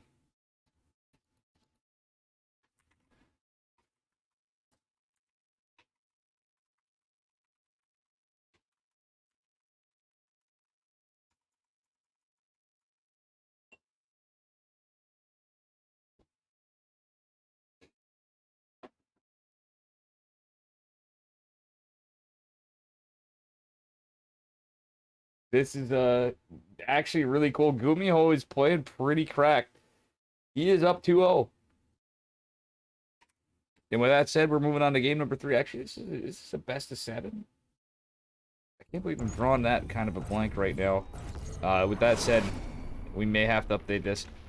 Spawning in the bottom or upper right corner of Hardwire, representing Dragon Phoenix Gaming, it is Zest.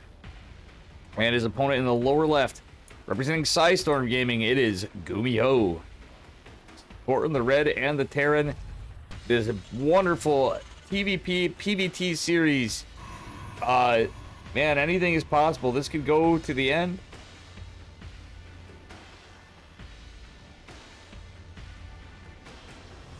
All right. I love you guys. Thank you, Dark Omega and Flood Advisor, for keeping chat alive.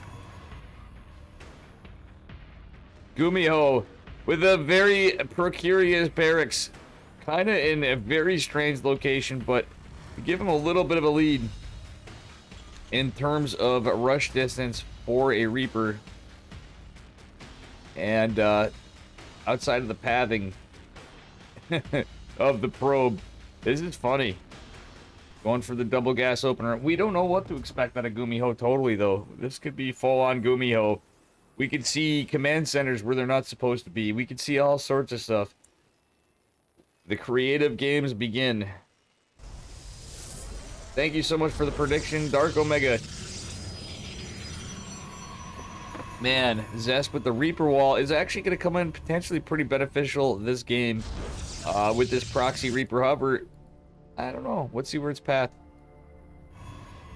We don't see a rally point just yet. I have to adjust my scroll speed per click on minimap drag. Chat, I am going to do that for you guys after. Little things that I've not noticed or not adjusted casting. I think I'm going to do that because it's actually impacted my game sometimes too. Thank you for bearing with me. I'm going to try to improve that just a little bit. Reaper is going to make its way into the main base of himself, tipping his hat to where the location of his proxy is. That was kind of like counterproductive almost. Barracks kind of Wait, what? It's Proxy Marauder from Gumiho.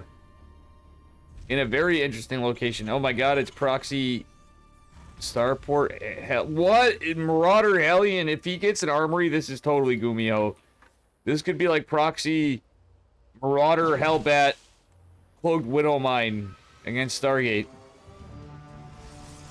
This could be a build order counter, however. Considering it is Stargate, we could see a Void Ray potentially out of Zest, which wouldn't be out of the realm of possibility. We're probably going to see an Oracle, but considering, I don't know. All it is a Proxy Reaper. I don't know if he got. Let's take a look in Zest Vision. Zest did see the factory there, so he knows it's not 2 racks.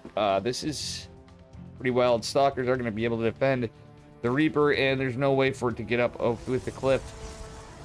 Oracle is the weapon of choice from our Protoss player. Initially, we'll see what follows up. It's probably going to be a Phoenix. Medevac is an interesting choice. This is going to be a... What is it? Wow. A concussive shell Marauder drop. Funnily enough, though, this could actually be pretty big. It's just an Oracle. It is going to be scouted. However, it's Gumiho. Concussive shell Marauders with Hellion Reaper. This is a little dicey. And the Medevac lives. Beautiful micro from our Terran player. Holy shit. This is crazy, chat. Shield battery just going up. These 3 Marauders are going to live. There's so much damage from Hellions and Marauders with concussive shell against these probes with a Medevac to heal. Oh my god, an entire mineral I've done. GG is called. Gumiho take game number 3. My god.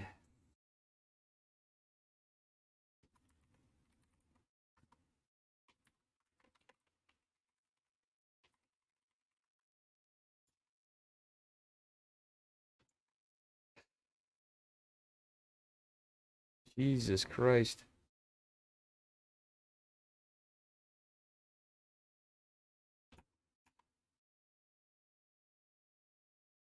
That was it.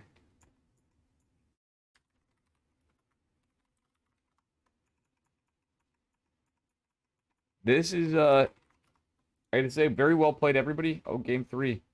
No, it's not. That was game number 2. I'm way ahead of myself here. Folks, bear with me. A little bit of a mistake.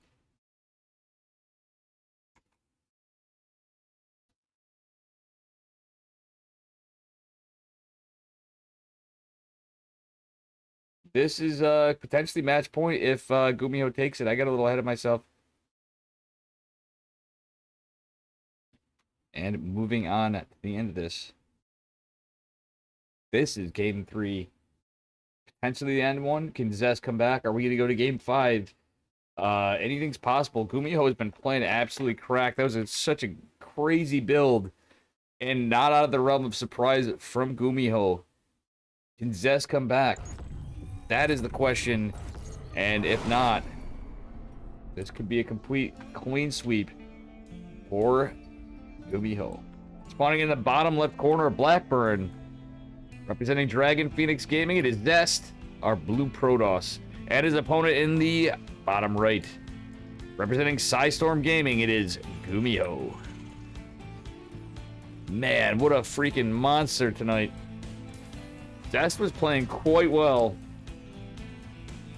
And, man, that has to be a little humbling. He knows it's all riding on it right here or right now. Zest going for the Reaper wall. And I don't blame him. Gumiho this time building his barracks and his main base.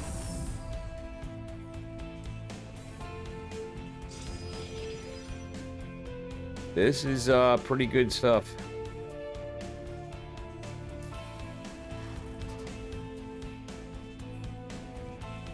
Yeah, that was definitely a very intense game, and man, what a build out of Gumiho. Very aggressive, just very fun for our Terran player. Zest felt that one really roughly.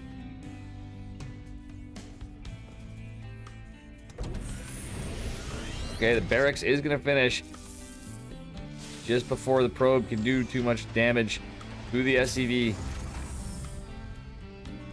SCV going to make its way to low ground. Trying to get an expand, but he's already had the first damage. Probe is healed.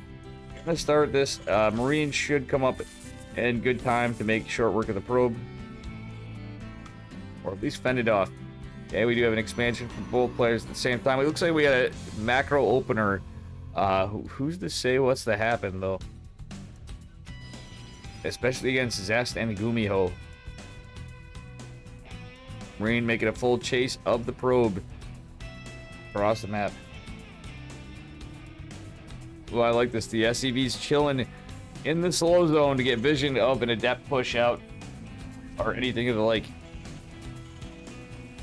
Beautiful scouting from Gumiho, who's going for 1-1-1 potentially, or is it 2-1-1? We will find out. That's what I love about the Korean server. These guys can throw us these curveballs, or Korean tournaments for that matter, and these open cups are great. Just like any of the open cups, the curveballs we get are just amazing sometimes. A little marine pressure earlier on, but there is a stalker. This isn't going to do much of anything, sadly, but definitely kind of cool. We do have a reactor opener. Probably just going to be a Widow Mine drop. Could be Hellions. You know, it's Gumiho, who knows? Ooh, just one Widow Mine being made. So he's going to be pumping out Marines and Widow Mines. Are we going to see... this is 1-1-1 confirmed. Are we going to see a Marine Mine drop out of Gumiho? That actually seems very much a possibility here. That could be pretty fun. In fact, I would not be surprised if that is what we see. Alright, we do have a mine siege somewhere. Oracle is going to make its way out, and yeah. Widow Mine is nestled. Where is it? Somewhere in... Is it like right there? Funny. Nice little Widow Mine locations, depending on an adept or whatever, but this Oracle may find a lot of value pretty quickly. It's not yet. Okay, the Oracle is going to move out. He's just looking for drops. Actually, that's very smart from our Protoss player. Zest patrolling with the Oracle and waiting for the second. This will certainly find some damage. But I do believe he is trying to look for a scout of a mine drop, potentially. Whoa, it's a Raven. I mean, that's not crazy, but just that seemed a little interesting on the timing from our Terran player. These Oracles, however, are going to kill mules. They're going to kill SCVs. There was only two, well, there were 6 workers, only 6 workers. It's actually pretty big, considering some of those were mules, too. It's a little huge, and the rev tag does help. Widow Mine in the mineral line, and changing of locations will help our Terran player. 3 Oracles are out. We do have a Twilight and a Forge on the way. Widow Mine in the natural, in a good spot. Potentially able to catch Widow Mines. And they will. Raven is going to be helpful. Oh, one of the Oracles going down for 3 workers. That had some value. That Raven's vision actually helped quite a bit. That was actually pretty good.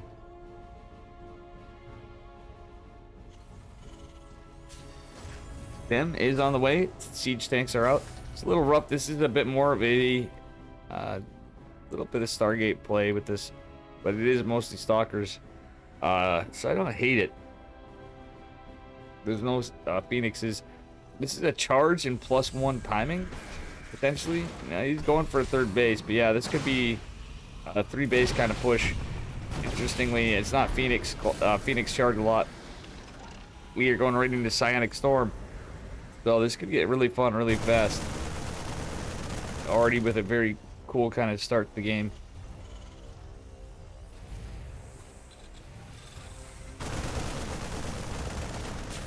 That's just playing very safe with the Oracle play, but 3 Oracles was kind of a cool little plot twist from our Protoss player.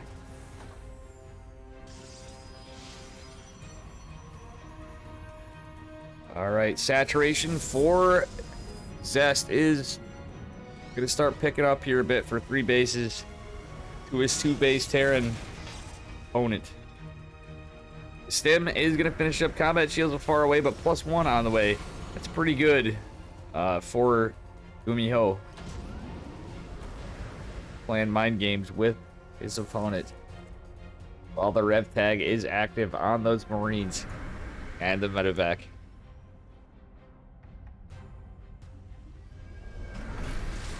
And yet, just when he thought he was in the clear, the next rev tag comes, getting a tank too at that with the Raven. This push is fully administered. Gateway going down in a proxy from Zest. Zest looking like he's securing a spot. Look for drops, and if and when need be, when things are held, take a 4th base.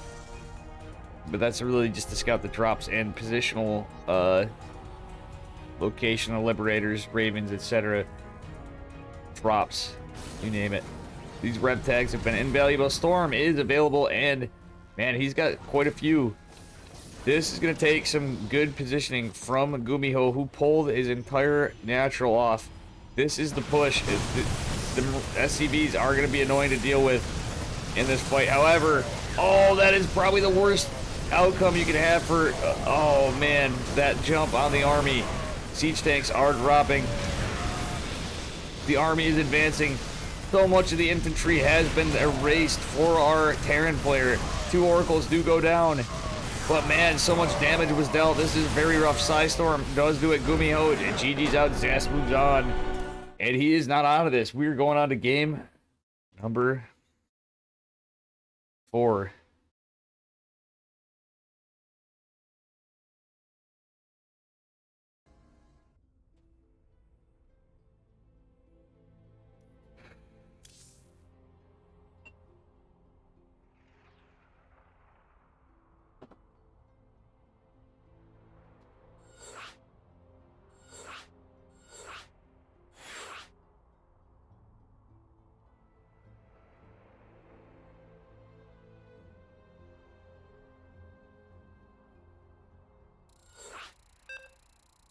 Game number 4, folks.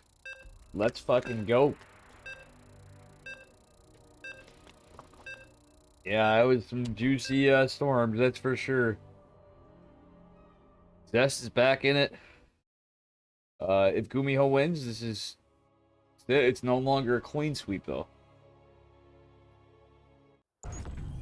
Let's see what goes on now. The score has been updated. Spawning in the bottom right corner of Berlingrad, representing Dragon Phoenix Gaming, it is Zest. And his opponent in the upper left, representing Psystorm Gaming, it is Gumiho. Let's see what we got out of Mr. Gumiho here. I would certainly say he is the wild card of the bunch. Zest being Zest. We can expect anything out of him too, though, especially in this matchup. But it's looking like a safe opener with a Reaper wall. Ooh, buddy, sorry about that. He is going for a Gateway Scout. And actually, he's looking pretty standard from Gumiho, considering who it is. I wouldn't say that is an odd maneuver at all. We have a pretty sick finals tonight, folks. Thank you all for sticking around. Who has? And if you're new here and you're coming in, please smash that follow button. We're trying to hit 2,000 followers by March. So greatly appreciated. Holy crap, somebody bet 100,000 points. And I'm guessing that's Flood Advisor. Man, he expects nobody to vote. Somebody could get a lot of points potentially. Man, get those votes in. What a mad lad.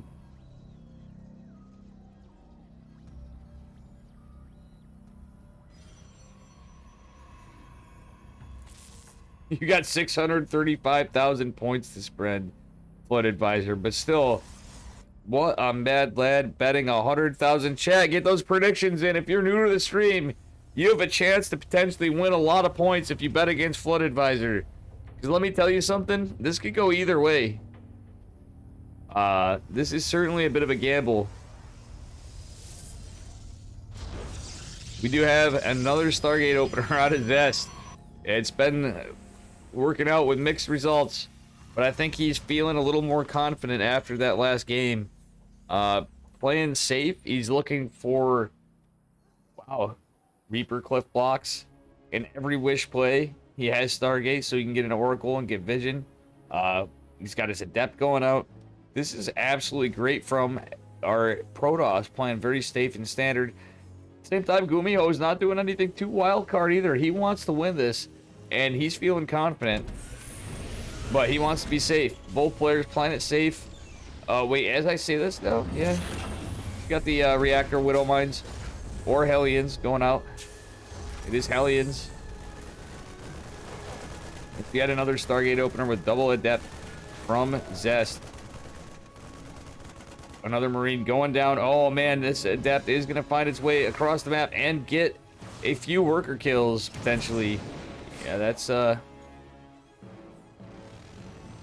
little unlucky. Hellions are going to greet the Adept. The Oracle is going to be good. Stargate is a great play. Are we going to see any Phoenixes this game? Is a question, because this is certainly going to be a mine drop. He'll take 1,001 chance. Oh, that's funny. Man, oh man. Adept is going to put the work on the first Hellion. Oracle finishing up, but it does have to expel some energy in order to take this. This is a really early third from Zest. I do like that. High risk, high reward against 1-1-1 especially. This is going to be what I talked about last game. We're seeing it this game. It is the Marine double mine drop from Gumiho with an armory. This is a very... this could potentially do a lot of damage. However, there are 3 Phoenixes. This is a huge loss if this doesn't land as much. Considering you got 4 Marines in it this early, that's pretty big. The Hellion is a distraction. Usually it's going to tell the Widow Mines, but not necessarily a Marine mine drop. Drop is going to be scouted. Phoenix is very quick to catch this. Do everything land. Gumiho manages to let... Oh no. The jig is up. Only 2 workers going down. Those were not the best trades. Nothing we could do better there, as is said frequently. Another Widow Mine drop going.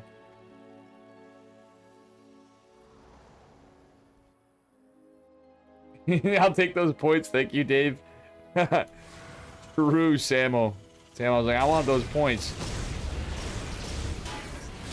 Float advisors potentially just giving away points to community, or is he? Let's see what happens. This is a beautiful play from Zest. Very cool build from Gumiho. But what Zest doesn't know is there is a beautiful 4 mine drop going into the main and into the natural. Both bases well. Zest wasn't paying attention, and he is going to find 7 worker kills. However, the natural, he's only, well, actually, he's got another mine. And again, there is an armory behind this.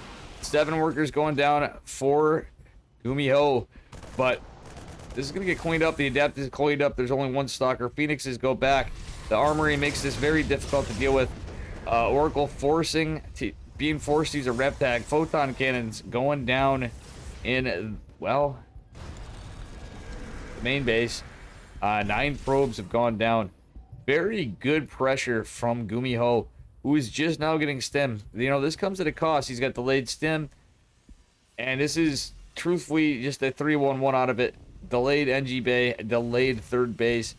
Very aggressive play from Gumiho. Isn't finding like the most optimal damage in terms of overall economy in the game. He got some great worker kills, but truthfully, if you look at the workers, 11-8 for kills on both sides.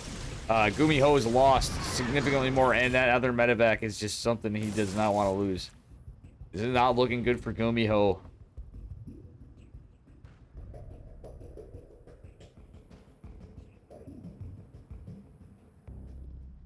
Gumiho is going to try to get a third base behind this, though, and attempt to get a Widow Mine drop. This is a goddamn lot of stalkers, though. And again, there is a photon cannon in the main. Phoenixes are going to catch this. Yeah, this drop is as good as dead. However, is he able to land any of the mines and get any Phoenix kills? Does he? Oh yeah, this is all gonna get cleaned up. One Phoenix does take some serious damage. However, it's gonna live and clean up the medevac and actually be able to. Well, this mine's as good as dead. However, there are more Widow Mines in the middle of the fight, killing a Stalker. The rest are revealed. Beautiful rev tag from Zest. Marines are pushing in here. And, man, that's a nice little rev tag. Oh, beautiful blink from Zest. That almost potentially that could have ended so differently if he wasn't paying attention. But it's Zest we're talking about here. He's no slouch. Marauder's just coming out. Concussive shell, a far cry away. Stim is done, but realistically, there's only 2 medevacs behind us. So many medevacs have went down this game. It's really looking rough for our Terran player. That being said, we do have +1 ground weapons for Protoss, and +1 is about to finish for Terran. So it's realistically just like a upgrade lead for Protoss any which way you look at it, even if that was finished. It kind of trades out evenly with infantry, armor, and weapons. So just weapons, it's not as impactful for Terran, as we see quite frequently.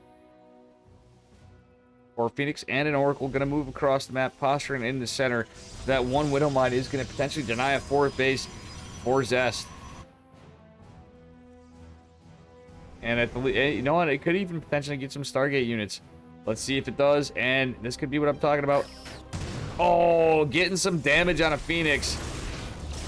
That Widow Mine's going down with a vengeance. However, those Phoenixes are pretty damaged now, and they're a good component of the army, though mostly it is Stalker, a couple Sentry, and Immortal with 2 Colossi coming behind us. That's going to be the bigger thing. However, these medevacs are going to get vision to deny production from the Stargate and 1 Gateway. Not that we're going to really see much Stargate from this point out for a bit. Cybercore going down is pretty nice for Gumiho, however. That's going to prevent more Stalker Warp and reinforcements. We do have charge, though, however, so Zealots could be pretty big, especially with a couple Colossi. 1 gate going down does help, but it is already repowered. This is a lot of gateways. 4th base going down for our Terran player, and you know what? He's got actually got some good positional locations to deny expansions. Observer will be able to scout the northeast movement from Gumiho. Man, this is quite the game we got going on here. Upgrades still in favor of our Protoss. This is 1 eBay for our Terran player. Like, it would be nice to see. Okay, now he has his 2. He's getting his infantry weapons and shields in sync now, and he has several racks going down behind this.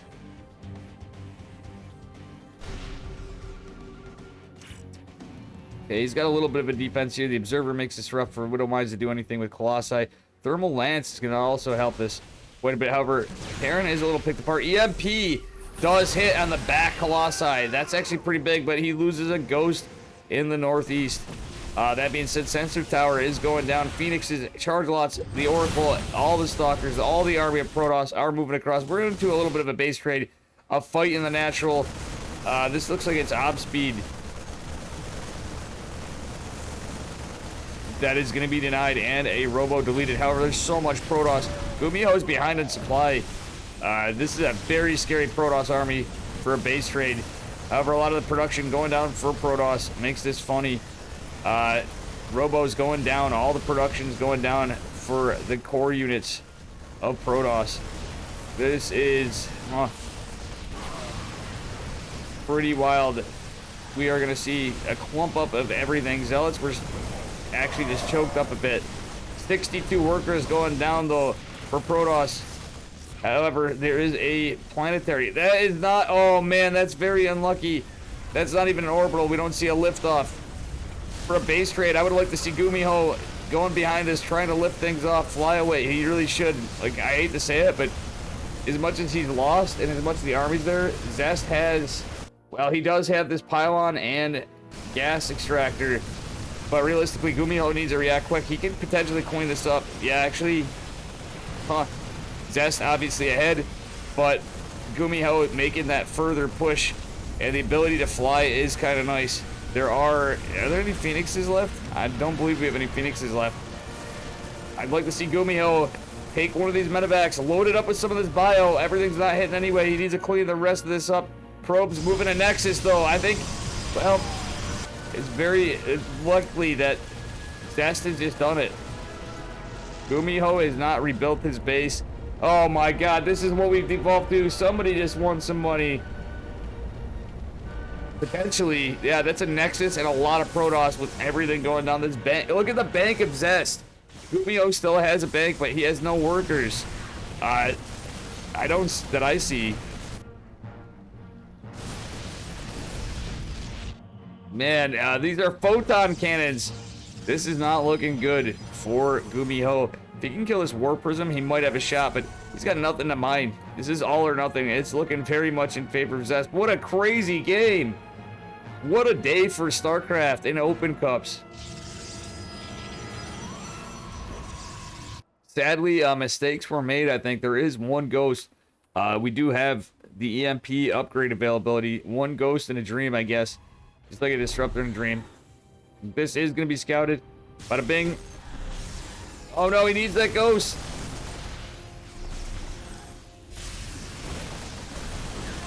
Oh, he lands a beautiful EMP. I don't think it's going to be enough, though. This is a lot of static. There are a lot of Marauders. There's no shield battery, but there is a War Prism and a lot of micro potential. That's just too much Protoss. More versus less.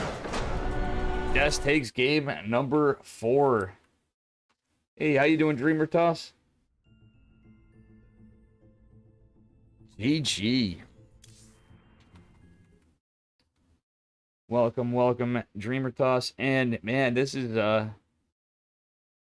it. We are on to game number 5. Zest has made a comeback. I truthfully think Gumiho did have a good chance. If he reacted a little quicker, obviously had a 4th planetary, which is just common. It's what you do. Mistakes were made, and we are down to game number 5. This could go either way. Gumiho's probably be a little nervous now. He started out very confidently taking games. Zest is like, no, you're not just going to bulldozer me over in a clean sweep here, mister. I am Zest. So this should be pretty good.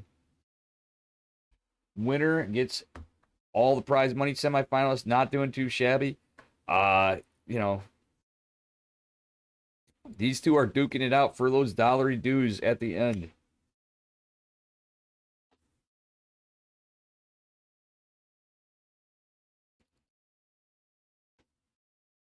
And here we go.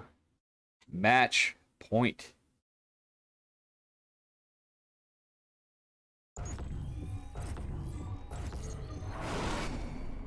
Okay. Spawning in the upper right corner of Glittering Ashes, representing Dragon Phoenix Gaming, it is Zest. And his opponent in the lower left, representing Psystorm Gaming, playing Terran, wearing the red trunks, it is Gumiho. What a goddamn finals. This is actually a banger. I think we've had really good we've had really, like, nothing turtley tonight. I don't think there's been much of anything that was that turtley. A lot of cheesy games, a lot of really quick ones. This is feeling like the definition of an Open Cup. These guys are just hammering it out. Standard openers against cheap key openers against standard games that turn into God knows what. Dreamer Toss is feeling good since his scream yesterday. That's great, buddy. A Brood War show match. That's awesome, man. And good to see all the chat. You won 99 points, Flood Advisor. That's hilarious. Well, I think Zest has regained his confidence here, folks. Bear with me. I just have to grab something. I'm going to make sure I'm in. Let me take a look here real quick. I need to do this. I'm going to Mr. Steadfast. camera for a moment. I will be right back.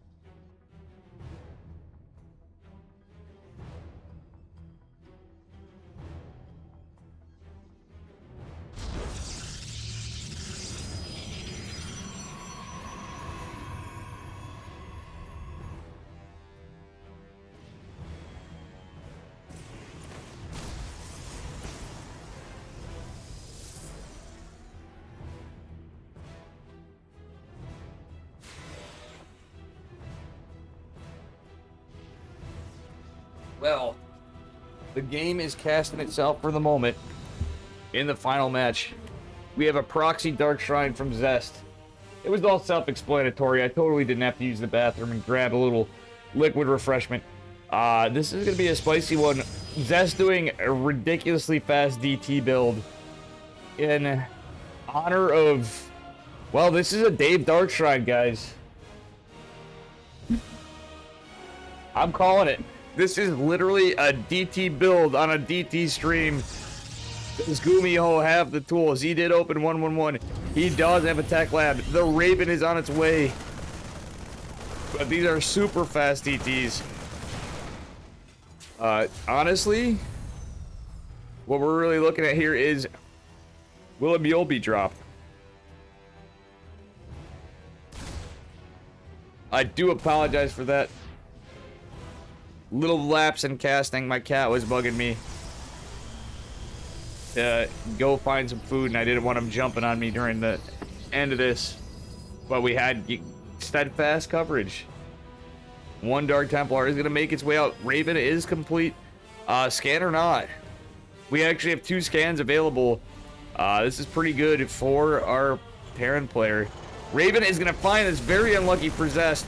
This DT is going to go down. Second DT is going to be thwarted for a bit. Blink is the follow-up. Zest is taking a third base behind this. He has to be really careful. But there is no other tech. It's his Blink and no Robo. And again, the proxy is probably going to be scouted.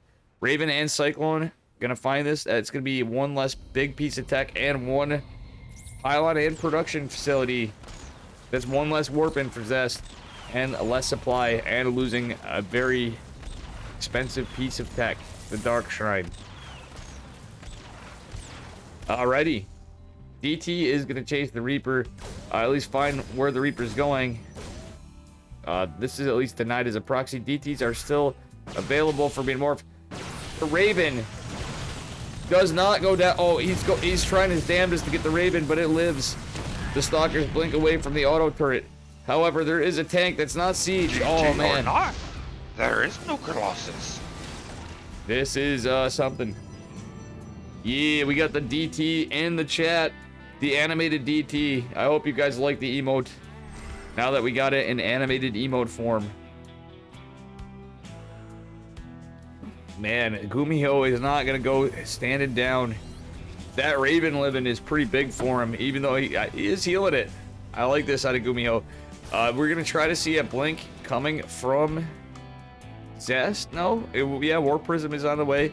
And Charge. This is going to be a DT Charge Lot build. Dark Shrine wasn't killed. I don't like that out of Gumiho. And in fact, it is repowered. He really should have killed that Dark Shrine at the least. That would have been pretty clutch. That could actually change the outcome of this game, or basically secure the outcome of this game pretty easily for our Protoss player. just from a little mistake. A Dark Templar already warping in on that side. This is going to be a very nasty multi-pronged Protoss attack. Blink Stalkers coming into the net. And, well, actually your third. Warp Prism going into the main, and then DT's warping in on the right one at a time. This is going to force Gumiho to get out of position. He does have some supply depots to scout the Warp Prism potentially, but nothing in terms of the back other than the mineral line. It is late, and this is a DT and 3 Zealot warping. Gumiho is across the map with nothing to defend. Absolutely nothing. He does react well in his natural, but man, he's lost 14 workers so far. He's going to have to push all in now. This is a nasty big push, but there's sentries, there's immortals, there's stalkers with blink, there's charge lots in the main. This isn't looking good for our Terran player. There's a full boys pull. This is all in. This is about as all in as you can get, and that force field does not help this at all. Several workers, 22 going down. That stuff on the other side of the map and this side. Liftoffs are occurring for our Terran player. Medevacs and Marines in the Raven are going to try to make a push.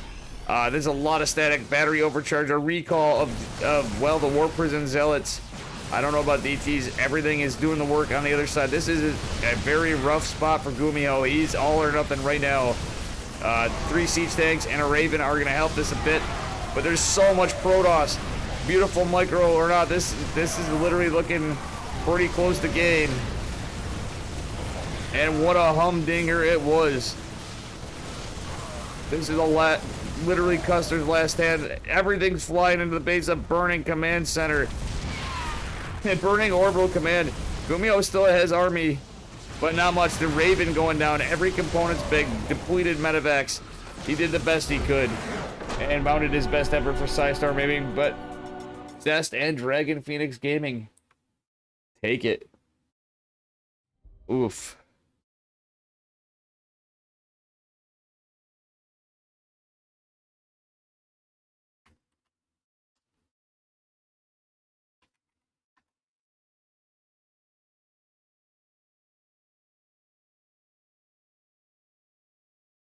GG's. And there you have it, folks. Hey, how you doing, Fork It? Little congested here. We're done, and good to see you, Fork It. That was it. Unfortunately for Gumiho and Psystorm Gaming, Zest kind of narrowly takes this one. It went from being a potential coin sweep in favor of Gumiho to a 5-map finals. Let's heckin' go, gamers. Good to see you here, Fork It, too. Thank you all for hanging. Thank you, Musti, Pilly, for the raids. And anybody else new here, if anybody is in manipulation for the follow, Practice X with a raid earlier. I had to add the delay. All great games tonight. I honestly, we didn't really have much of lack of excitement in these games. Mostly very aggressive, interesting play styles, cheeses, cool strategies, interesting build order losses. Just, you name it, we had it. And that makes the ESL Open Cup. Number 110 Korea, congrats to Zest. Alrighty. I'm just hanging on for a minute, and we're going to catch up. Guys, please, I'm now going to update the bracket again. That was it. This was the last bracket of this. I'm going to update my bracket to go to the Chicken Man Testa Open, number 8, which is today at 4 p.m. Eastern Time. We have some drunk Canadian, possibly Will Ace Up, and we have Florencio joining Chicken Man and I for our weekly tournament. Confirmed Chicken Man is back in action. The cock himself, the king cock of the coop, Chicken Man.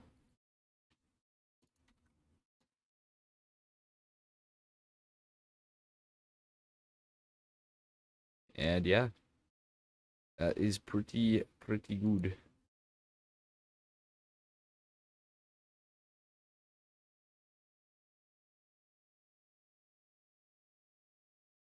Seeing what's going on here.